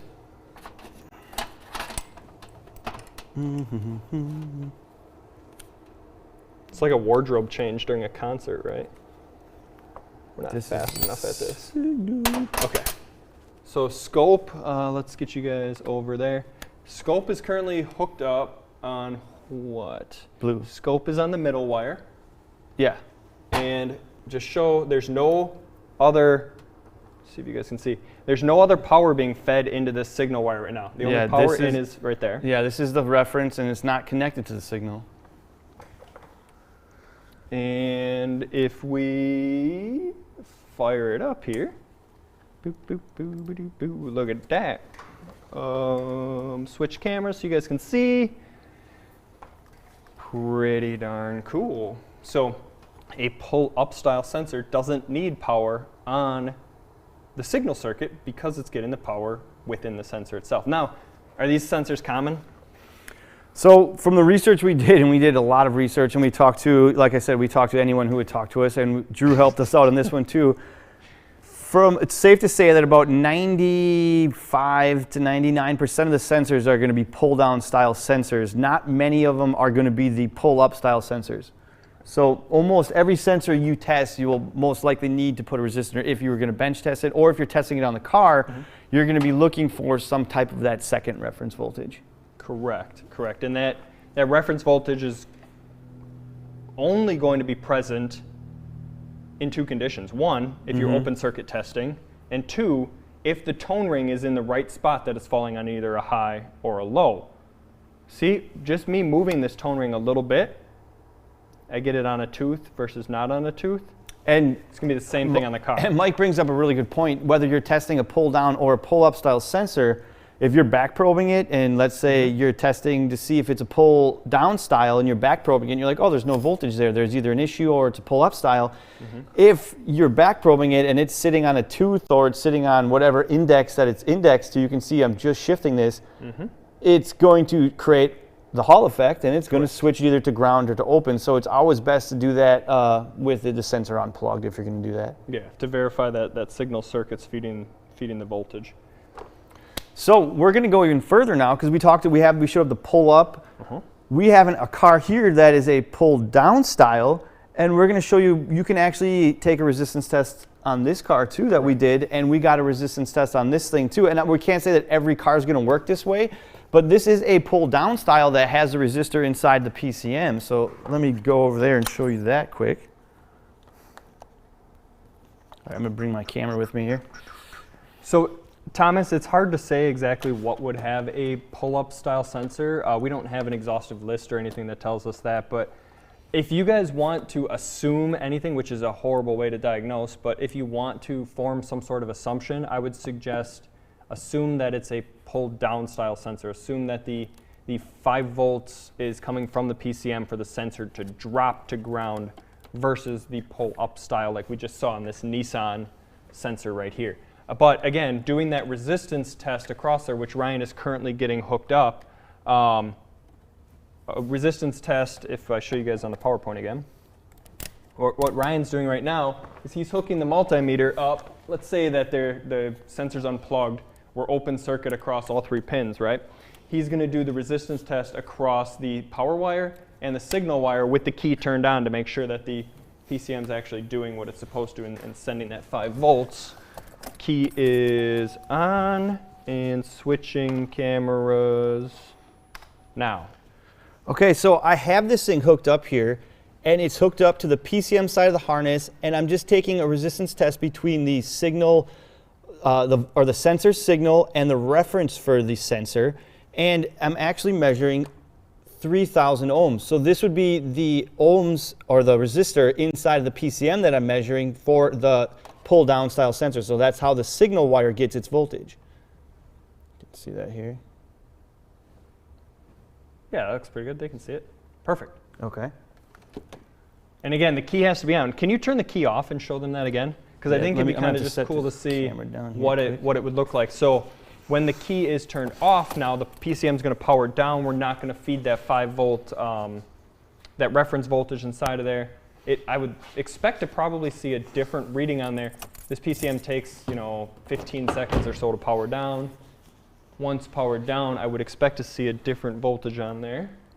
Sorry, a different resistance. Yeah, so what we're waiting for is the 5 volt reference to be taken away, because that should open up the connection between the two. Here, let me see if I can get this camera working over here quick, guys. I'm sorry. Our batteries died when we blew out the breaker, and yeah. Here, let's see. Okay, I'm going to switch you over there. So now that's PCM turned off. Yeah, so this is a PCM powered down. Now we have 5.4 thousand volts. Interesting. Or ohms. Ohms. Yeah. Ohms, yeah, not volts, geez. So just interesting that there's a difference between the two, likely to do with something with the PCM powering up and completing circuits internally. Here, there. Hey, we're back. So now that camera's working again, at least for the next little bit, until maybe the breaker blows again. Okay, let me get this disconnected here. Okay, so Ryan's going to get that disconnected. Let's see where we're at here. 1 minute and 52 seconds till the next t-shirt giveaway. So I guess the biggest thing when we're looking at pull-up and pull-down style sensors is just have an understanding, if you're going to try to bench test the sensor, that you're going to have to find a way to put a resistor between power and signal to make sure that make sure it's going to create a signal. If you just jump power to signal and you don't put a resistor in line, when the Hall effect switches, it might pull the 5 volts down for the sensor itself and shut it off and not give you a signal for that. So the resistor in line helps with that. Any questions quick while Ryan is getting that unhooked? Because we're going to get to the next part to talk about crank sensor, or excuse me, digital signal amplitude, I think, right? I think that's a good time. It's a good time for that? Well, yeah, so we're going to talk about switching points and digital signal amplitude, which is a very big misconception. This is probably my favorite test that we're going to do today because we have another really awesome piece of equipment that we borrowed to show you guys. Oh, Mark brings up a great question. Can you use a load instead of a resistor? You know, I've heard of people throwing a test light in the circuit or doing things like that. Yeah, it works until it doesn't, until you find the one car that it doesn't work on and you wreck something. I like to, hard to say. Hard to say. I like using the resistor because I know exactly what I'm putting in line. Yeah, I mean, it probably would work. I would assume it would work. Unless it was too high of a resistance, maybe. But you also don't want too low of resistance. I'm not sure. Yes, but Mark, I believe Paul Scanner Danner has a video out there where he's messing with a test light when messing with a crank sensor. Oh, Nick is on the ball. He wants to be a winner today. All right, t-shirt giveaway time. Again, you want to do your... Okay, let me see here. You're picking the number this time? Oh yeah. Okay. We should have like a cool music button that we can play when it's t-shirt giveaway time. We need some sound effects around here. We really do. Okay. Right. We got 120. All right, go. What's your number between? Between 0 and 120. Yeah, between 0 and 120. Did you see it? Yes, I did. I didn't show the camera, did I? I don't think so. Scanner Danner is awesome. Yes, he is. Yes, he is. Great guy. They are rolling. Oh, hey, Scott Brown. Good to see you. Oh, Ryan Keenan almost had it. It's going too fast. Oh, if I start stroking out here. Right? How has nobody got it yet? I apologize if we miss it. Between 1 and 50 it is. Oh, there it is. There it is. David Speck. Sepich? Sorry. David. We're not good with names. And I was trying to read it as it was moving up the screen like 100 miles an hour. It's because we're practically Canadian. It's our accent. All right. Congrats to David on winning. You know what? I think I copied and pasted my email. Hey, look at that. Now I don't have to accidentally spell it wrong. There we go. Let me reset the timer. Okay.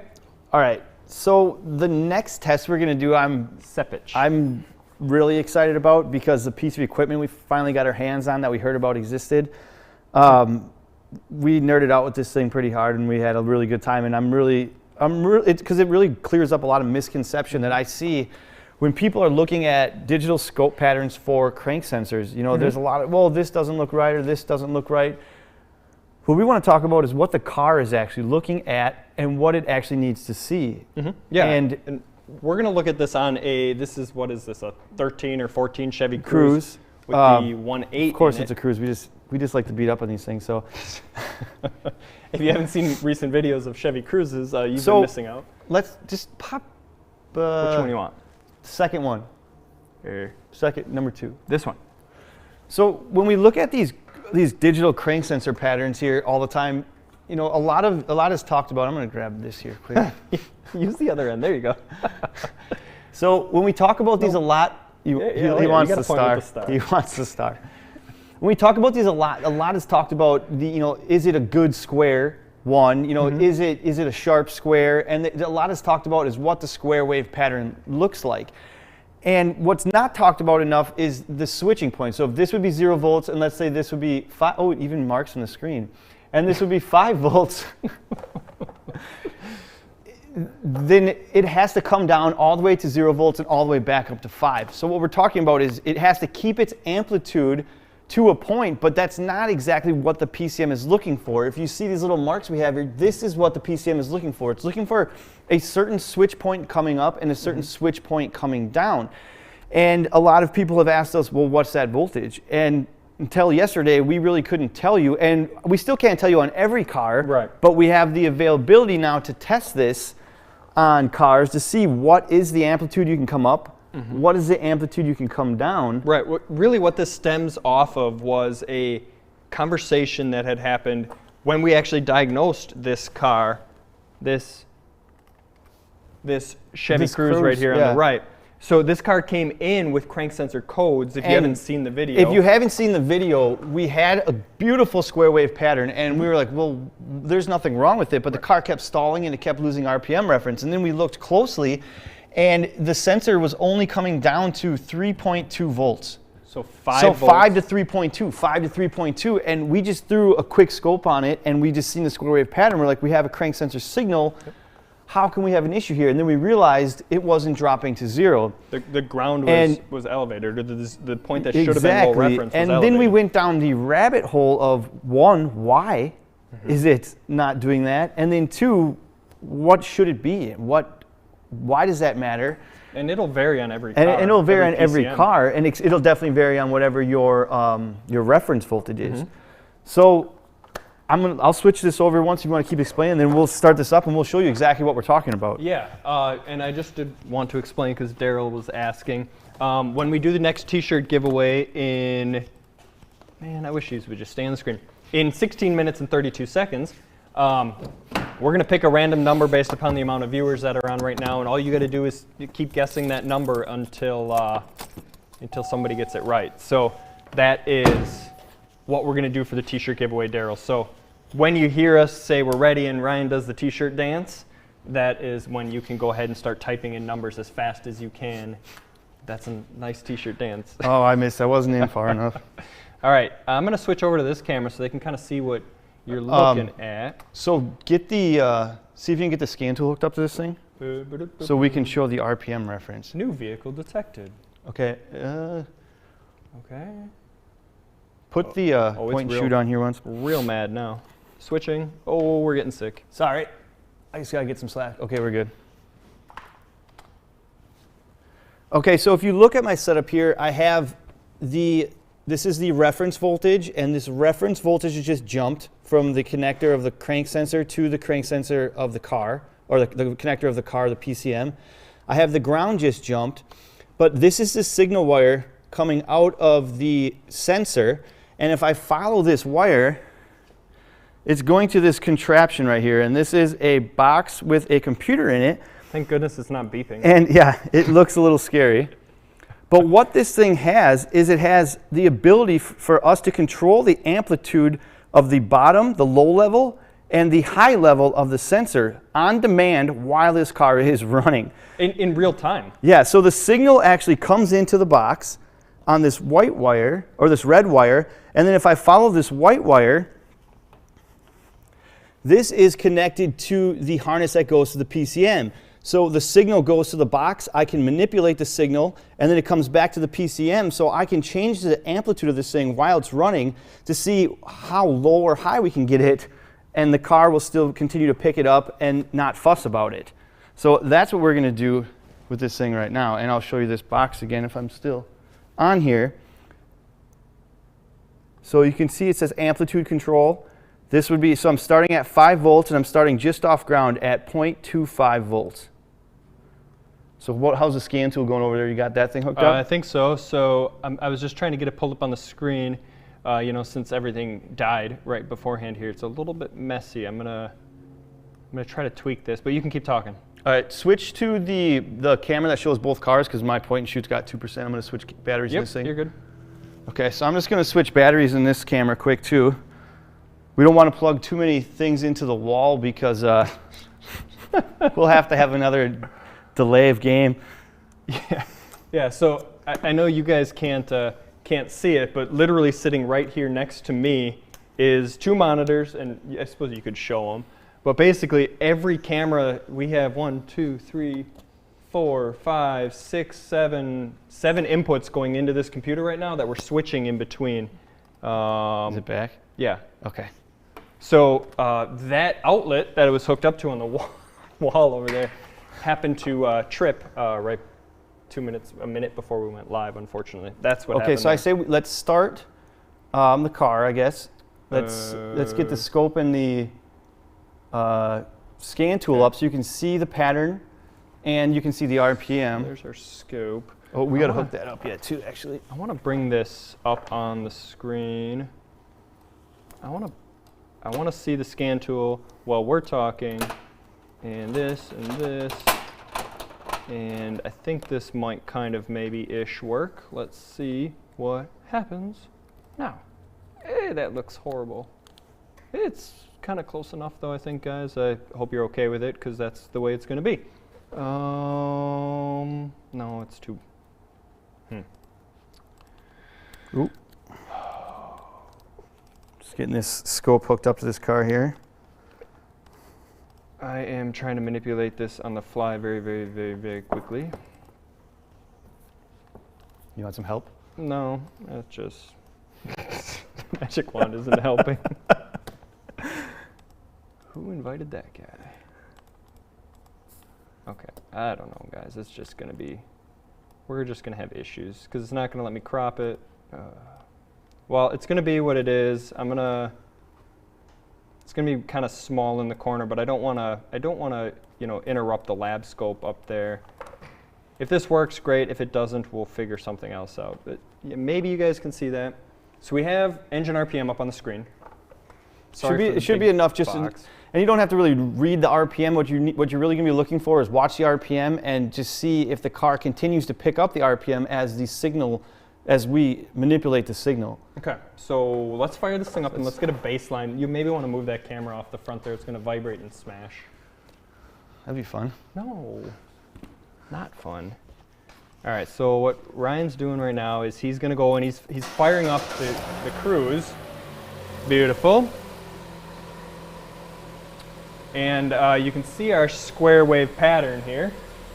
And this is measuring from the output of the machine, right? Yeah, so what you're seeing here is what the PCM's seeing.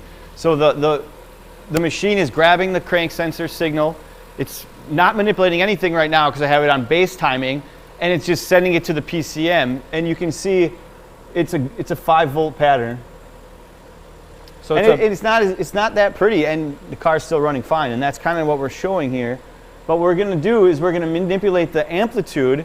Okay, let me get some cursors in here. So we got, should be about 0 there, and that's about 5 volts, okay? So 4.75 volts spread on there, and I believe we are seeing RPM. So we are getting an RPM signal. We're at 900 RPM. And it Ryan, should be. Can you just rev it up real quick just to show them on a real car, we weren't lying, this thing is running. We should see now the pattern, yep. That's 1.8 liters of power right there. Woo!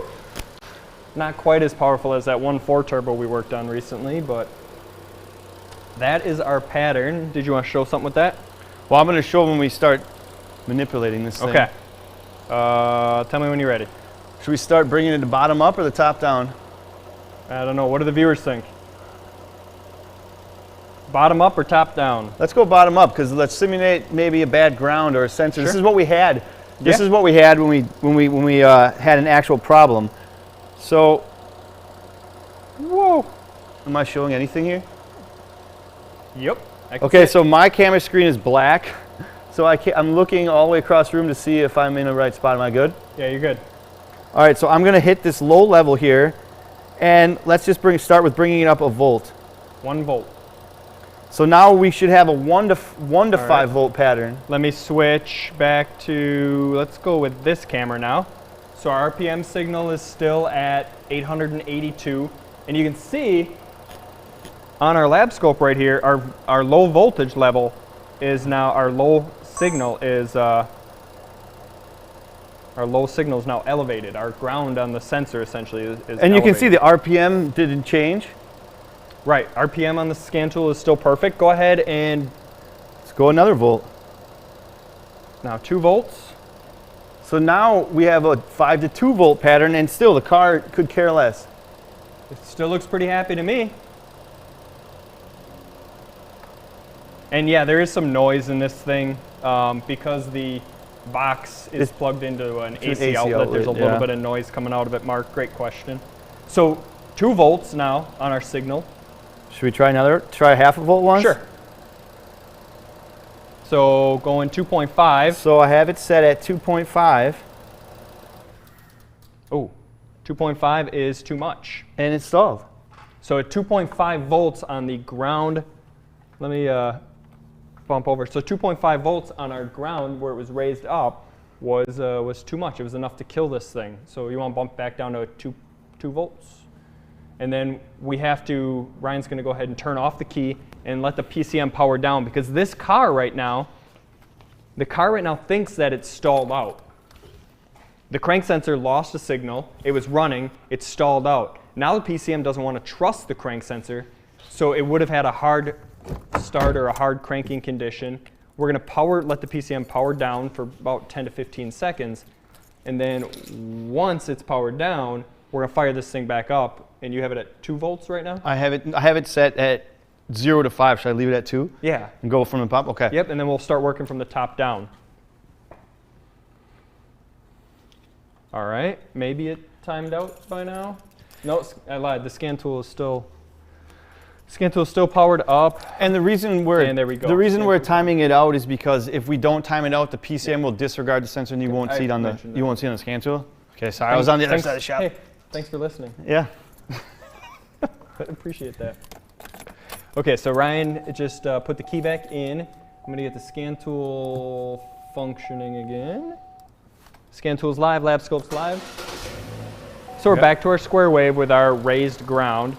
And our RPM is beautiful where it should be.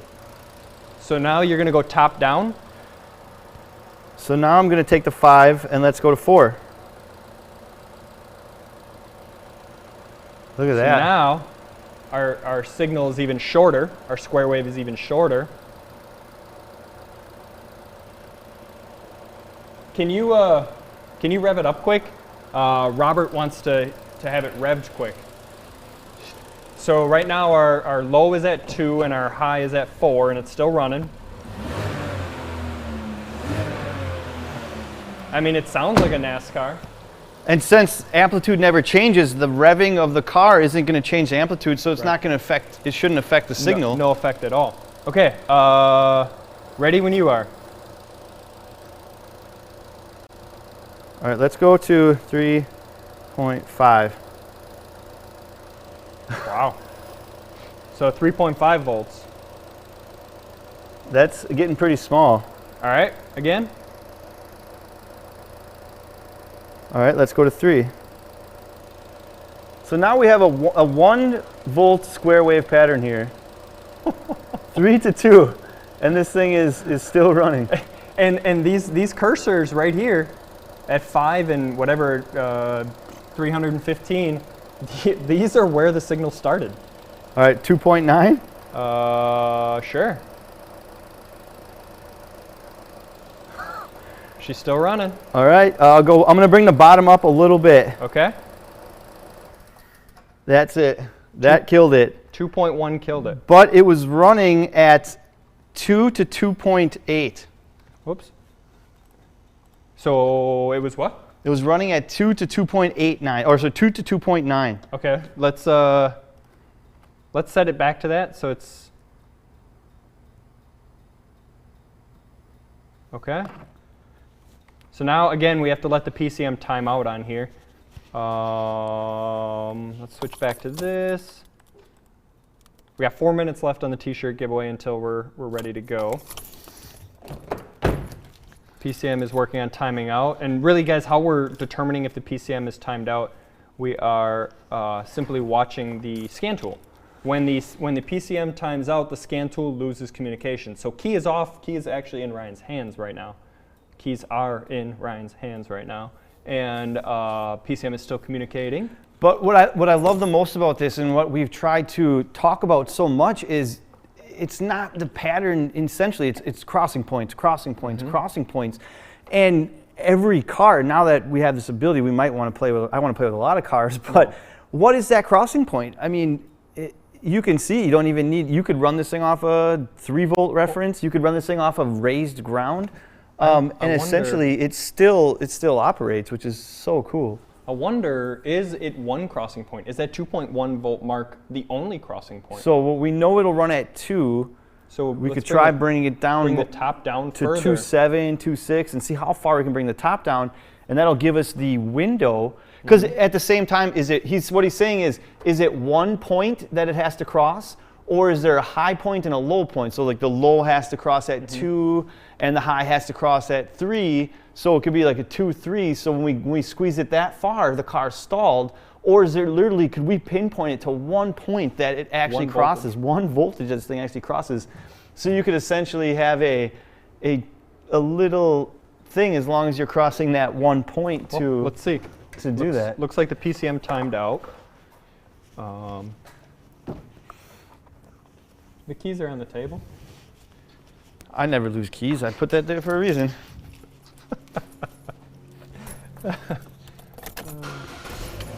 All right, getting the scan tool started back up. We are in action. So right now we're running at 2 to 2.89, so 2.9. So I'm going to bring this down to 2.8. Still running. Okay. I mean, we're flexing small now. We're 2 volts to 2.8. All right, let's go 2.7. Wow. So this thing is running off a 0.7 volt crank sensor signal right now. That's wild. All right. Let's rev it up again once, just okay. For the heck of it. Let's see if the speed, maybe because the speed will cause the voltage of the car to go up, maybe the ground of the would go up for a little load.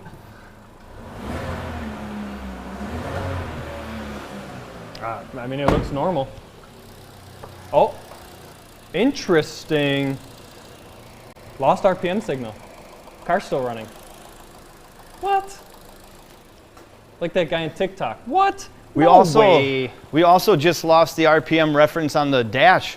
So the car didn't lose the signal for long, but it lost it enough where it caused the, well, it must have set a code now. I mean, if we look, let's get you guys up biggie sized here. If we look on the scan tool, there was a little dropout there when it got revved up. So we must be right. We must be right on the cusp. That cusp of failure. Interesting. Wow. So right now the crank signal is actually being ignored by the car. Yes, it is. Huh. But it didn't stall. I wonder if the motor was spinning too fast for it to stall. You know, was that dropout so quick that it didn't stall out? So we know from experience of messing with this car is it actually will run off just a cam sensor too, but it has to sync off the cam sensor, I would assume. I wouldn't assume it would be able to just lose the crank, stay running, because that's what happened before. So let's just go back up to our 2.8 ones. Right at the edge of death. Just like every Chevy Cruze, right, Kevin? I feel bad. We've been ripping on Cruzes a lot lately. We gotta find something else to rip on. What are we doing now? We're just gonna get it back up once and just... Okay, so PCM is powered down. We should be okay. This thing has an exhaust leak. All right, she's alive. And... So, I mean, this looks like about where the range of this car is. That's just insane. Pick a Hyundai. And it looks let me rev it a little bit just because that range is kind of throwing off the RPM, not being steady. Yep. Nothing? Still looks good this time. And what are we at again? Can you show the people?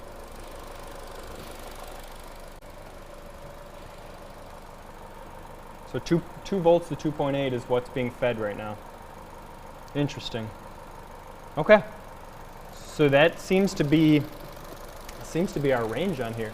Now again, this is going to be, you can probably shut it off, right? Yeah. This is going to be different, likely on every car. Pause maybe. it once. What's that? Just pause the scope. Okay. This is going to be different on all kinds of different cars, but I mean, this is a wild change. Yeah, our amplitude is just majorly and how many different. times have you like analyzed the pattern of a crankshaft position sensor, just over analyzing the shape of it and over analyzing? I mean, this thing looks like it's got some noise in it now. It looks, obviously the amplitude is tiny, but the PCM is still only looking for those cross patterns, and that is just so cool. In the other crank sensor video that Ryan did a couple weeks ago, the waveform from this car is in there, so you can actually go back and check out that video.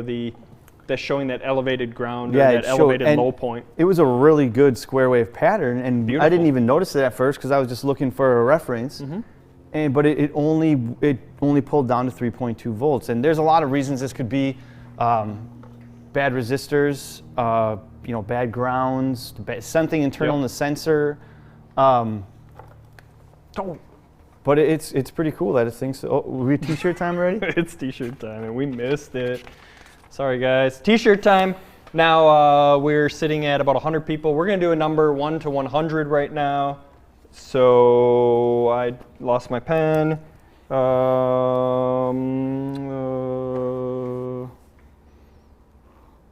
Okay. T-shirt time. Enter in your numbers. Okay, got it? Okay, got it. Here we go.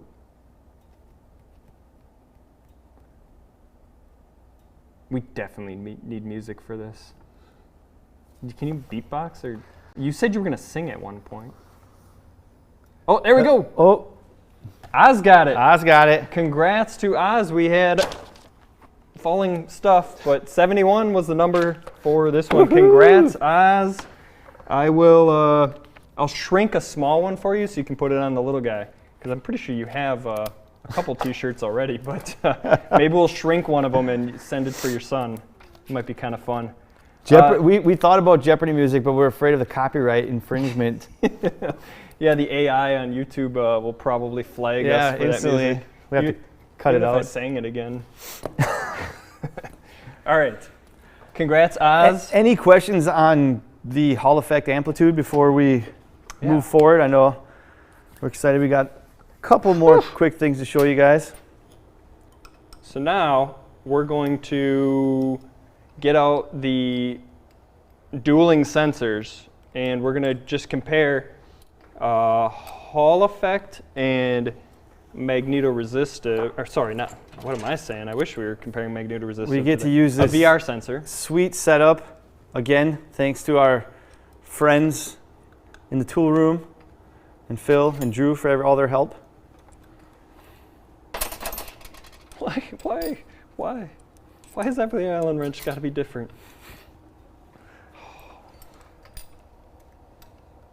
Okay. There we go. So what we wanted to do now is manipulate the reluctor. I think that's too short. This one. Okay. Can you I want to bring up that question. Quick with Mark's quick question. No one good from this car without going through the machine. It looks pretty similar to this. I guess it was not exact if that's what his question would be. So like if we didn't have the machine in there, we were just looking at Yeah, if we didn't have the machine here, we're just looking at it with its full 5-volt reference. It was just same thing, just a little cleaner. Yeah. Yeah. Yeah. Good question. So while Ryan is working on setup there, we did have a question regarding, not that one, this one. So Robert, which I think Robert's here today actually, I think I saw that name. Robert asked about if teeth are worn down, would it show on the scope, would it show a missing square wave, or basically what would it do if we started having issues with the reluctor wheel? So what we wanted to do is show what happens with issues with the reluctor with our potato masher here of a 2-sensor setup, because instead of having to do this then swap the sensor out for VR to Hall effect, we're just going to do it all at once. I forgot to reset the t-shirt too. Let's reset that. Beautiful. So we're going to start with a baseline of this unit. and then from there we will begin to manipulate our tone rings, or our reluctor wheels, or our trigger wheels here. I got dibs on setting up the VR sensor. Of course you do.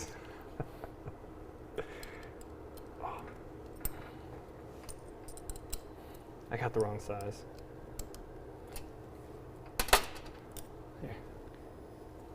If you needed 30 seconds for a quick refreshment or something, now might be the exact time to do that. We have to get all of this set up here. I'm going to drop it down too. Yep. This is the only tight one. Yep. Drop it low. Oh, this, here, you gotta do it on that side. This wrench is just something else. What are we doing here? Keep going, a little bit more. Oh, it's just binding? Well, then you gotta go back maybe a little bit. Okay. The rest of it has to be done this way. Hold on. If Drew's still on, he's laughing at us trying to... So right now we're working on getting the sensors lined up perfectly with the spinning wheel of death. Okay, so and it's gonna go. All right, don't spin it yet. I'm pretty much... No, you're good. I'm gonna get the scope hooked up to the VR sensor because we don't need power, ground, or signal manipulation for the VR sensor. I took the easy one. Channel A on our lab scope here is going to be VR. What'd you do with the feeler gauges? Feeler gauges. Here you go. Somewhere. Big guy? That's the one I was using, 1 millimeter. Okay. We're using 1 millimeter as our standard air gap. That's seems to be what is kind of the norm.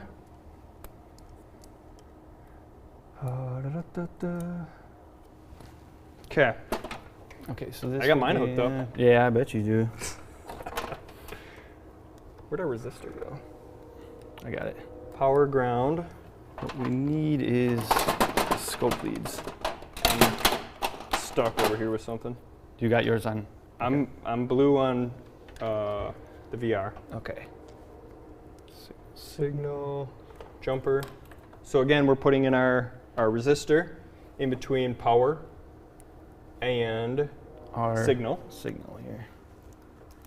All right. I think. Oh, make sure that's not touching anything there. Are we sending power? Yes, we are. Scope is alive. Reset. Looks good. Does the train stop? You guys can hear the train? No, the train does not stop at the loading dock. It does happen to go by right outside our door here, unfortunately. Is it running? Hello? Hello? Macarlo? Clear, clear, good. You good? Yeah. Hey! Oh, we did something right First try. today. We did something right. Oh, I have a trigger on here. I heard an airplane before too. Oh, that's enough to make you sick. Let me put a trigger back on. That's horrible. Hello? Hello? No. Okay. Chevy Thunder. I was gonna call it the Chevy Bruise for a while, but decided not to. But I did anyway. Okay, we're gonna go like this. That is some beautiful looking signals. Now, oops, I'm gonna push the right buttons.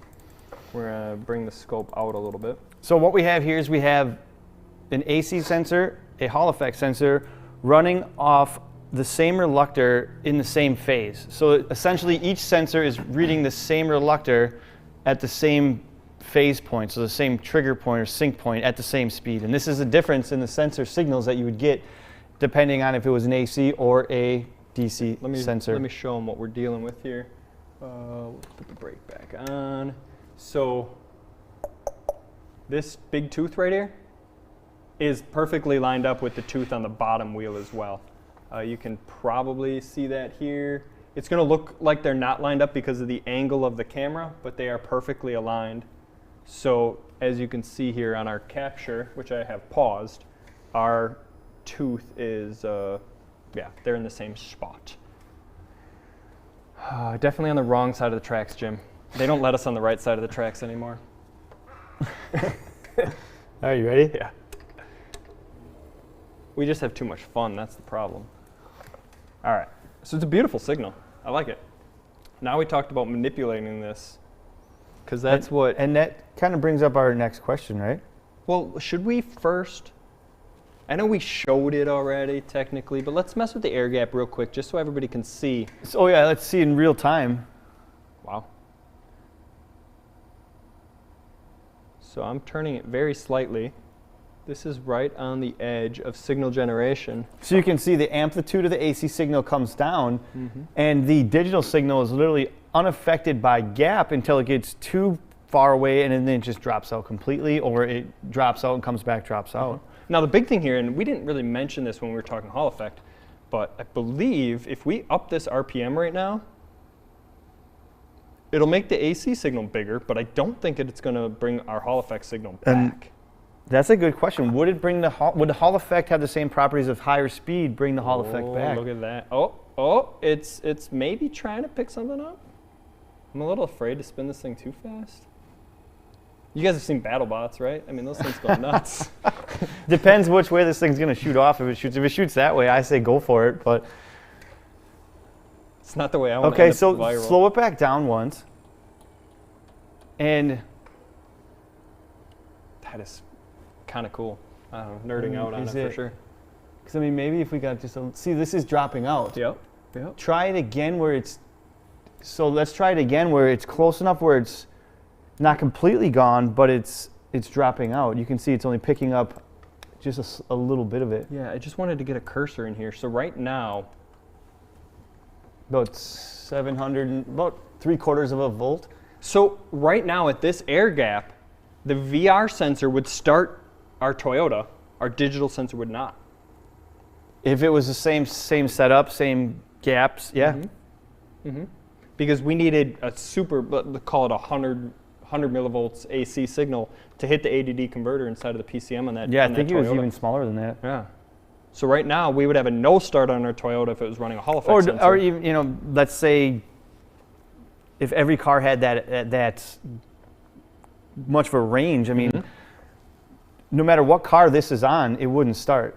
Right. Because you remember, this Hall effect doesn't have an AC-AD converter or whatever, AC-DC converter, because it's a Hall effect. So no matter what car this Hall effect was on, it would not start. Okay, now we're going to speed it up. Yeah, so now we have just a dropout signal, so it's just on the cusp of dropping out. And if you speed that up, will it come back? No. But you can see the amplitude of the AC sensor gets better. So speed helps the VR sensor, but speed does not help the Hall effect. And maybe, honestly, remember when we revved that last car up, maybe speed actually makes it worse.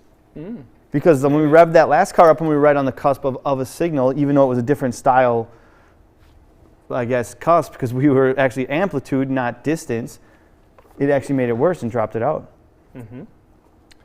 One thing I just wanted to show, if you were back probing on a Hall effect sensor and you were on the signal wire, if the tooth was on, you would get high voltage like this. If the tooth were off, let's see if I can get it there. Oh, come on. There. If the tooth were off, you would get a low signal. If you were back probing, if the sensor were operational, or vice versa. Correct. You would see that type of situation. Because somebody asked earlier about back probing. Okay. Should we like mess with a tooth? Yeah. So let's get to our. So we had other questions that were, what would the effect of a broken tooth look like? What would the effect of a ground down tooth look like? I don't think we're gonna be able to grind anything down. I don't think we're gonna be able to grind anything down, but let's 2, 3, 4, 5, let's 6, 7. let's see if we can mess with these teeth a little bit. It feels so bad.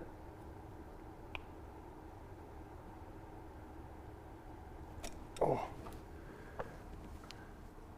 It's probably kind of hard to see. So this let's leave it like this once. It's bent. Yeah, I wanted to bend it, and Okay. that's 1, 2, 3, 4, 5, 6, 7. The 8th tooth. 1, 2, 3, 4, 5, 6, 7, 8. Let me grab. 5, 6, 7, 8. So I'm going to bend this tooth down to about the same point. Wow, this is hard to bend. I need to eat my Wheaties more. So they're bent about the same. Can you get a close-up of that so they can see it?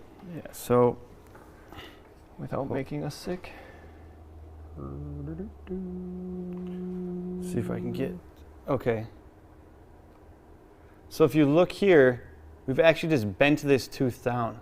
Spin it to the right or left a little. Yeah, see you can see that this tooth is bent down, and we bent the same one on the bottom as well. So this would simulate, and why don't I stick a screwdriver in there when I crank the harmonic balancer bolt down, or cam phasers, or messing with you know, maybe you just dropped it and you put it back in. That would never happen. Okay, let's see what happens. Okay. Clear? Hold on. Before you turn it on, let's make sure it's not going to hit the sensor. Looks pretty good. Because it could mess with the gap. We don't want to blow a sensor off. Well, I mean, you might not want to. Oh, you see it? See it on the you can AC see signal? it on the AC sensor signal. You can see it, but you don't see it on the Hall effect. Right there. Oh, that was a really lucky pause. Let me get you guys full screen here. Make it easier to see. Bam! Look at that. So there's our bent tooth. There's our bent tooth right there on our wheel. On an AC signal, bent tooth on our digital signal is unaffected because our air gap is appropriate. Our air gap is back to that 1 millimeter like it should be. Now if we started messing with the air gap on here, maybe that bent tooth one would freak out first. Should we find out? Okay, we're back to live on the scope. You want to start spinning it out?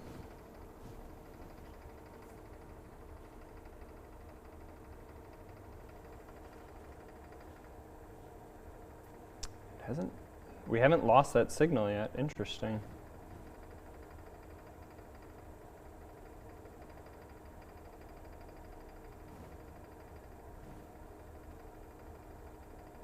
But it is cool. You can see it's pretty much unaffected, the Hall effect, because it just needs a little bit of magnetic force to create that Hall effect to switch it.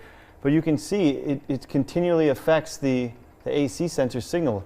And why that's important, because if you look at that dropout, I don't know if you can pause again on that dropout. I will. I want to get this thing back to where it just starts to act up to see if that tooth is. Yeah, it is. It starts to mess with it. Interesting. Oh yeah, it does. Is that consistent? Yeah, that's consistent. Cool. So it actually added another. So what I was going to say before is exactly what it did to the Hall effect. So that bent tooth is actually possibly creating another sync point, which could confuse the PCM completely to either not have a signal at all, or it could produce another sync point that could mess with the timing of the car. If it would confuse that sync point for, let's say, the top dead center sync point, a bent tooth could cause backfires, it could cause no starts, it could cause all sorts of problems, and that's just a little bent tooth.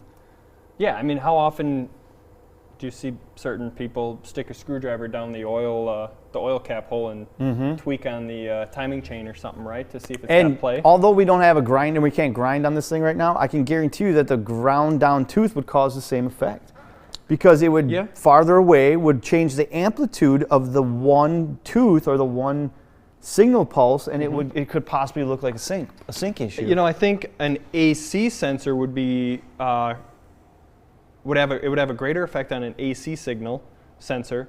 On a digital sensor, it would a ground down tooth would only have the effect if the air gap were too great that it would actually miss the tooth. It would have to be ground down significantly further. So Robert, I hope that answers your question. Bring this stuff back up here. 5-minute warning on the t-shirt giveaway. Okay. Cool. That is cool. Anything else you guys want to see with any the other two sensors? any other questions you have while we have our setup here?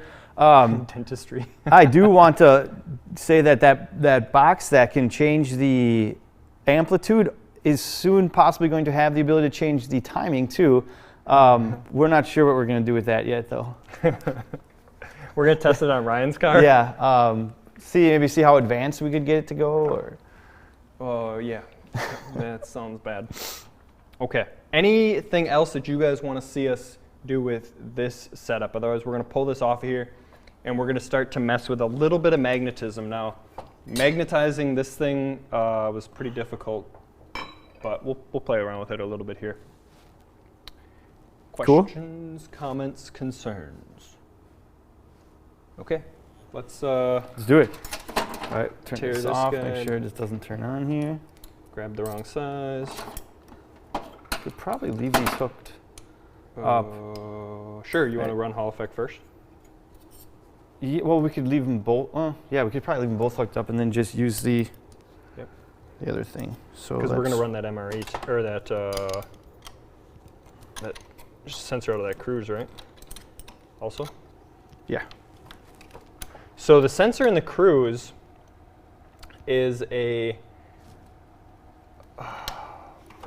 either a Hall effect sensor without a magnet in it or an MRE sensor that reads off of a magnetic tone wheel, where this Hall effect and VR sensor reads off of a ferrous metal tone wheel. And when we say ferrous metal, it's not Ferris Bueller, it's ferrous like magnetic, so a magnet would stick to it. It can still be a Hall effect because you just need the magnetic field change to create the Hall effect.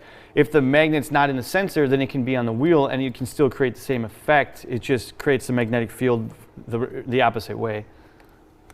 Something smells warm. Is the motor warm? I don't see any smoke yet, so. All right, you can take that. Okay. So, are we going magnetized or not magnetized first?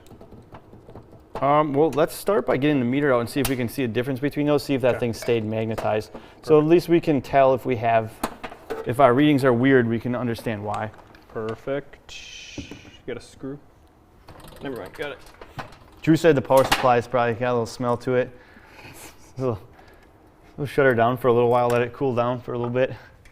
Okay, so the big takeaway here is really we're kind of basing this thought or this test on, I think it was a Bernie Thompson case study, right? Where he had a ground that was interrupted. Yeah, someone actually commented too. So I think it was, I'm not sure what kind of car it was, but he had a cam sensor on a car where at higher RPMs, the cam reluctor was magnetized, and it was actually, I think it was causing the sensor to invert, or it was causing something to go fishy with the sensor, and it was causing engine performance issues. And he actually used a Gauss meter and he demagnetized it. And then the interesting part was when he got the new cams in, they actually had magnetism to them right from the factory, which can be confusing as a technician. Yeah, you want to bring that Gauss meter out here and show? He said it was a Honda actually. So okay. So what we have is a Gauss meter, or in our terms, a magnetized field tester. we can read magnetic field. I wonder what that thing would do if we're firing that non-resistor coil. Okay, so let's. So this is expensive and breakable, and I told the people we borrowed it from that I would not break it. So you hold on to this end. This is the fragile end. So if Ryan breaks it, it's not my fault. Okay. And we'll put it like this, and we can use a point and shoot to show the readings. Okay. So this little wand right here is going to read the magnetic field, so I'm told. In theory. Okay. And we got some controls here we can kind of test with it. And I think you stick it in this thing and it like zeroes it out, right? So it's calibrating. Okay. From a wrong place starter ground in the engine block. Yeah, battery ground, right? Yeah, it magnetized that. It's kind of a crazy setup, or crazy thing that happened. Are we zeroed? Okay, we're zeroed. Okay, so we want to show that camera. And it reads in micro Teslas, I believe. If Drew's still here, comment. What is this thing reading? It's in micro Teslas. Little Elons. Yeah, all right, show them the meter with your camera. Okay. So, okay. So pocket screwdriver magnet test. I'm bringing it in closer, about an inch away, and we're reading two micro Teslas or something. He said just Teslas. It's just Teslas. So a couple of Elons. You can get pretty close with it, I think. It actually feels like it's pushing it away right now. So, I mean, we don't really know what that exactly means, but it means it's magnetic, and you can see that it's magnetic. Can you put it back to live so it's not holding? Maybe the hold button? Upper right corner? Oh, that's on peak hold. There we go. There we go. So you can see as I get the screwdriver closer. A few micro Elon Musks. Okay. So we attempted to magnetize this wheel. reluctor wheels, and it wasn't easy because it wasn't the right type of metal. But it doesn't look like, is that the magnetized one or not? Yes. Try the outside here. Not a lot of Elons in this one. So, not much here. And we'll go off of our control. Same wheel, well, different wheel, but. Yeah, it's really not reading anything on this one. Well, that's a good sign. Oh. But you might have just. I think I tapped it. I think you tapped it. Huh. Gotta try not to hit it. So this one apparently is reading 0. So our control, should we do that one first? Okay, yeah, that was the magnetized one. So we don't have any fun here at all. Right? Okay, so we need to get this out of the way here. Yeah, so we need to drop this. What do we need? We need some stuff here. I'm gonna thread this guy in because this thing is hold on. We're gonna have to a shredder.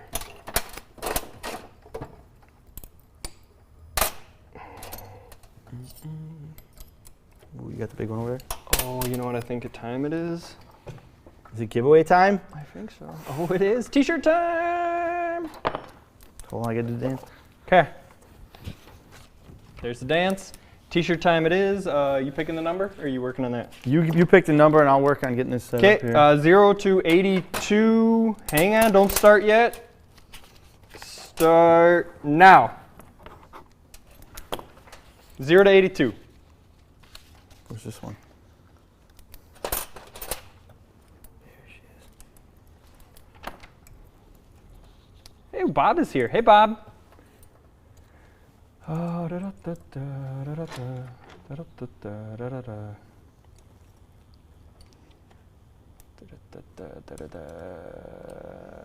number is between 0 and 50.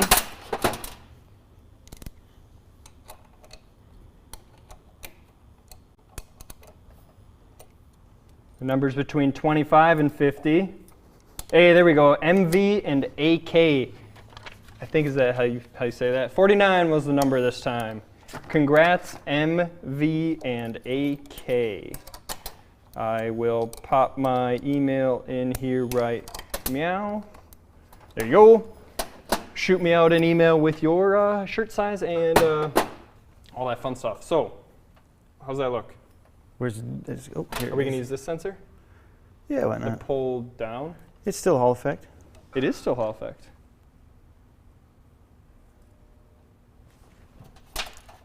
While you're doing that, I'm gonna. All right. And then we don't have to hook up the True. resistor. Where's our Chevy Cruise sensor? You got it? Beautiful.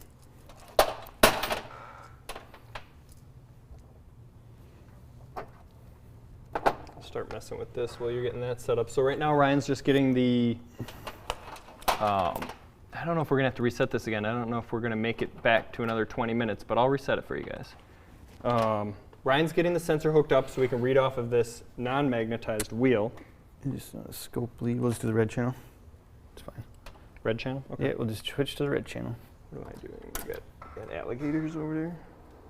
Sure do. You want one of these? Sure. I got some other ones here. What the heck?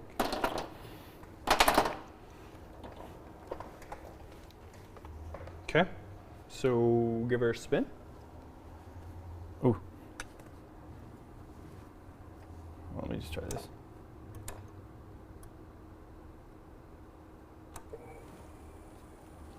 I think you're paused. There we go. A little bit of wobble in that wheel, I think.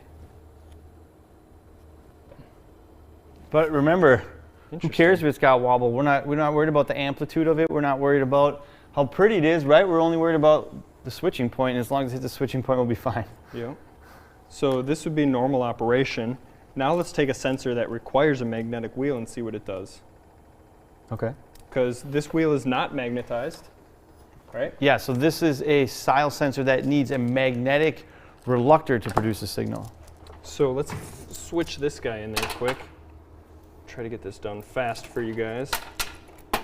I'm not going to bother hooking up my phone charger setup today, guys. Just trust me when I tell you that it works, okay? All right. Here you go. We're going to need the resistor on this one because this is going to be a pulled down style sensor, so we need signal voltage. Okay, so this would be the signal. This would be the...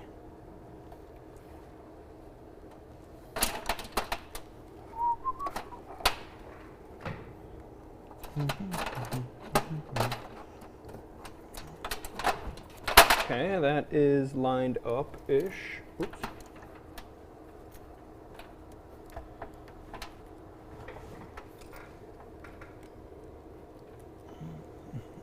We're just kind of pinching this sensor between here right now.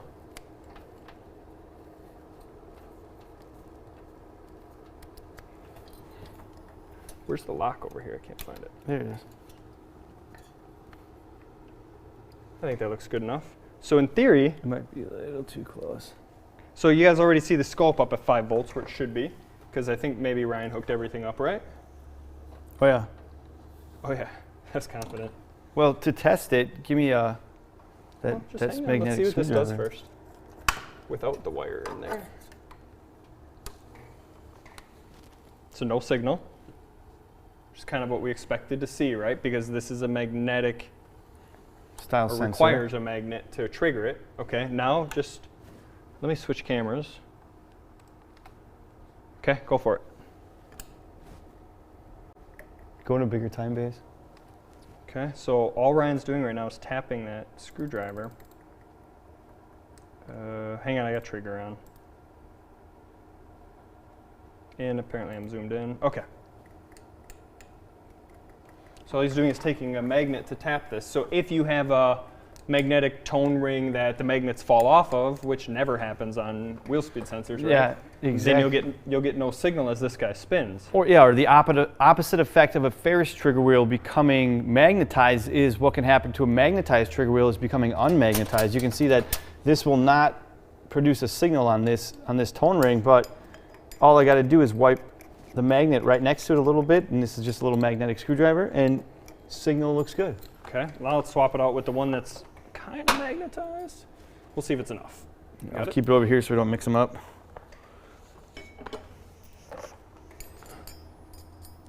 Oh, missed. Okay,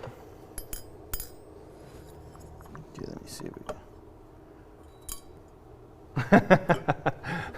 Bob's gonna start raffling off t-shirts. It sounds like he's got a lot of them. I have sent quite a few to Bob over the years. I think Bob's got t-shirts from us in 3 different brands. Okay, so now this one is slightly magnetized. Let's see what happens. Ready? Yeah. Dang it. Not enough magnetization. Not enough Teslas. Tap that screwdriver on there. Unfortunately, we weren't able to get our wheel to magnetize enough. I don't know if this, I don't really want to swap this wheel out. Oh, it did work. So this is a magnetic tone wheel here, but it doesn't trigger the sensor the same way. So, I mean, really this is all based upon a question about magnetism. And to get these wheels to magnetize, I mean, we here actually have a magnetizer, if that's a thing. Yeah. A tool made for magnetizing, and we couldn't get this wheel to magnetize. Now, maybe it's too big, maybe it's the wrong kind of steel, whatever the case may be. But magnetism, if it's supposed to be magnetized and it's not, will create no signal. If it's magnetized and it's not supposed to be, it'll mess up the signal as well. And I would say what we're trying, it's just the point we're trying to get across is if your wheel becomes magnetized and it's not, it can affect your signal. And if you have, and what I think what the bigger problem is, I don't think magnetized wheels, it happens. It does. It's definitely something you have to look out for. But what I've seen more is the style sensor like this that require a magnetic wheel, and the wheel becomes either non-magnetized or something happens to the magnet. Like you said, it gets damaged or cracked and it's missing some poles, or just like those MRE sensor wheel speed sensors you see where like the back breaks off, that can happen on a car and cause you to have very erratic signals. And they can't, a lot of times they can't be seen even with a visual inspection. Right, you can't see the different pole pieces inside of that magnet. Okay. I think we're almost, wrap a welder ground on. All right. Do we have any questions regarding crank sensors, testing, manipulating, messing with? Now is the time to ask if there's any other questions. Otherwise, it's going to be just about giveaway time. The big giveaway. The big giveaway here. I know that's what everyone's been waiting for. It looks like we got 86 people still on that have been patiently waiting. Let's see if there's any further questions. You should apply for Wheel of Fortune to be Vanna's replacement. Oh, with the magic wand. These are awesome kits, seriously. If you don't win, you should think about purchasing one of these if you don't have one, but I hope you win. Oh, how do we want to do this? All right, so we have 85 people. By the way, if you guys aren't already subscribed to the channel, please do that. Support us. Hit that thumbs up button also to support the video, because you love us, and it tells us that you want us to keep sitting in front of you for over almost 2.5 hours. But there's a lot of effort that goes into these types of things. This is multiple days of setup and situation. Yeah, I mean, it doesn't always go smoothly. We lost power, but I think we got our point across. We got some good information out there, so I'm happy with it. Should we just pick a really big number and slowly narrow it down? I think we have to write it down from the start. Okay. It's going to have to be way more than 185, though.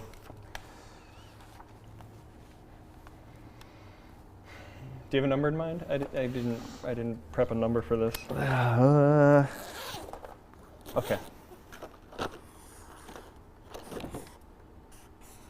Can you see it?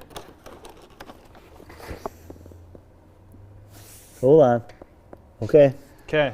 So what's our range? Our range is 0 to 500. Go. 0 to 500. Start the guessing. Win yourself This wonderful kit. this wonderful toolkit.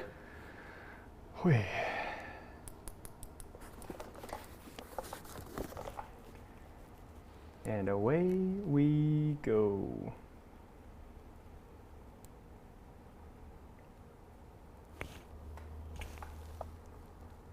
Everybody's furiously typing on their keyboards. Holy crap.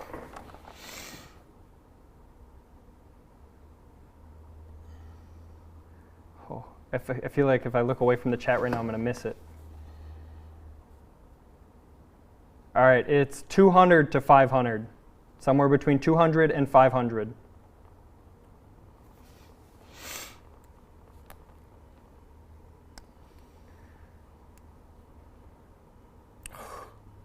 I think even my heart rate is elevated I right know. now. Oh, so close. So close.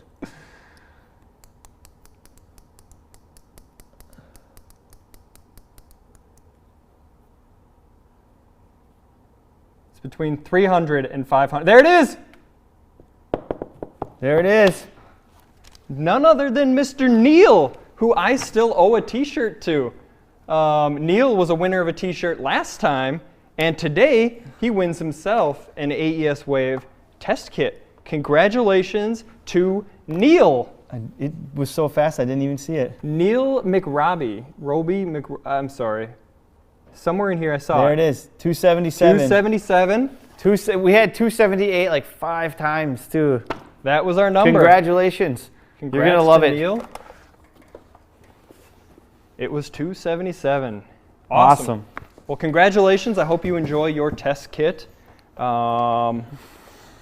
You're gonna have to talk to Bob about getting a T-shirt from him. And I am actually gonna be sending your shirt out. Just, you'll get it, I promise. Promise. Okay. Well, that's really all we had really prepared for you guys today. I hope you've enjoyed this. I hope everybody. Yeah, I mean, I had a lot of fun. I hope you guys learned something. I know we had a few technical difficulties, but I think everything went pretty smooth, and I had a fun time. How about you? Yeah, it was great. I hope you guys enjoyed it. It's been over 2 hours, so I really appreciate everybody who stuck around. Congratulations to all of our winners.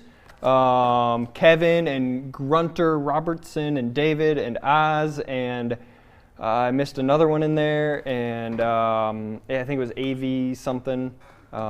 Congratulations. And if you guys have any ideas or questions after this or anything, just shoot down in the comments. We'll try to make sure that we get back to you guys. Yeah. Any ideas for anything you'd like to see us do in the future? Yeah, I mean, shoot them down in the comments or try to reach out to us. We're always open to ideas. We definitely plan on doing something like this again. Like I said, it just takes a little time to set up, and definitely. But I mean, it's fun. We have a good time. This one was driven off of comments from a previous video. People had a lot of questions. We wanted to follow up those questions with answers and get you guys the facts in the the best way that we could think to spit them out, and showing you guys everything in real time. There's definitely shorter ways to do this type of training, but sometimes the fun is in a little bit of the chaos, I guess. So all right. We're going to try to do another one of these coming up soon. I'm not going to commit to any sort of date right now, just because so we haven't picked what we're going to do yet. Yeah. So if you have suggestions on what you want to see, definitely drop those down in the comments below. Guys, as always, make sure to subscribe to the channel. Make sure to hit that thumbs up button. That way we know that you guys are loving it. Also, check us out on Facebook, Instagram, and TikTok, because we're on all of those as well. Just search for GoTech and you'll find us out there. Doing a lot of fun, humorous type videos out on those platforms. Some of them they're funny. They're funny to us. I'm not sure if you guys think it's funny or not, but we are having a good time. We think they're funny. We just have a weird sense of humor, maybe. Yeah. Who knows? All right. I'm going to call it there. You got anything else? No, but thanks for watching, as always. Yeah. Happy wrenching, everyone. We'll see you guys in the next one. Thank you so much. Yeah. And I got to find the button. Bye, guys. Thanks.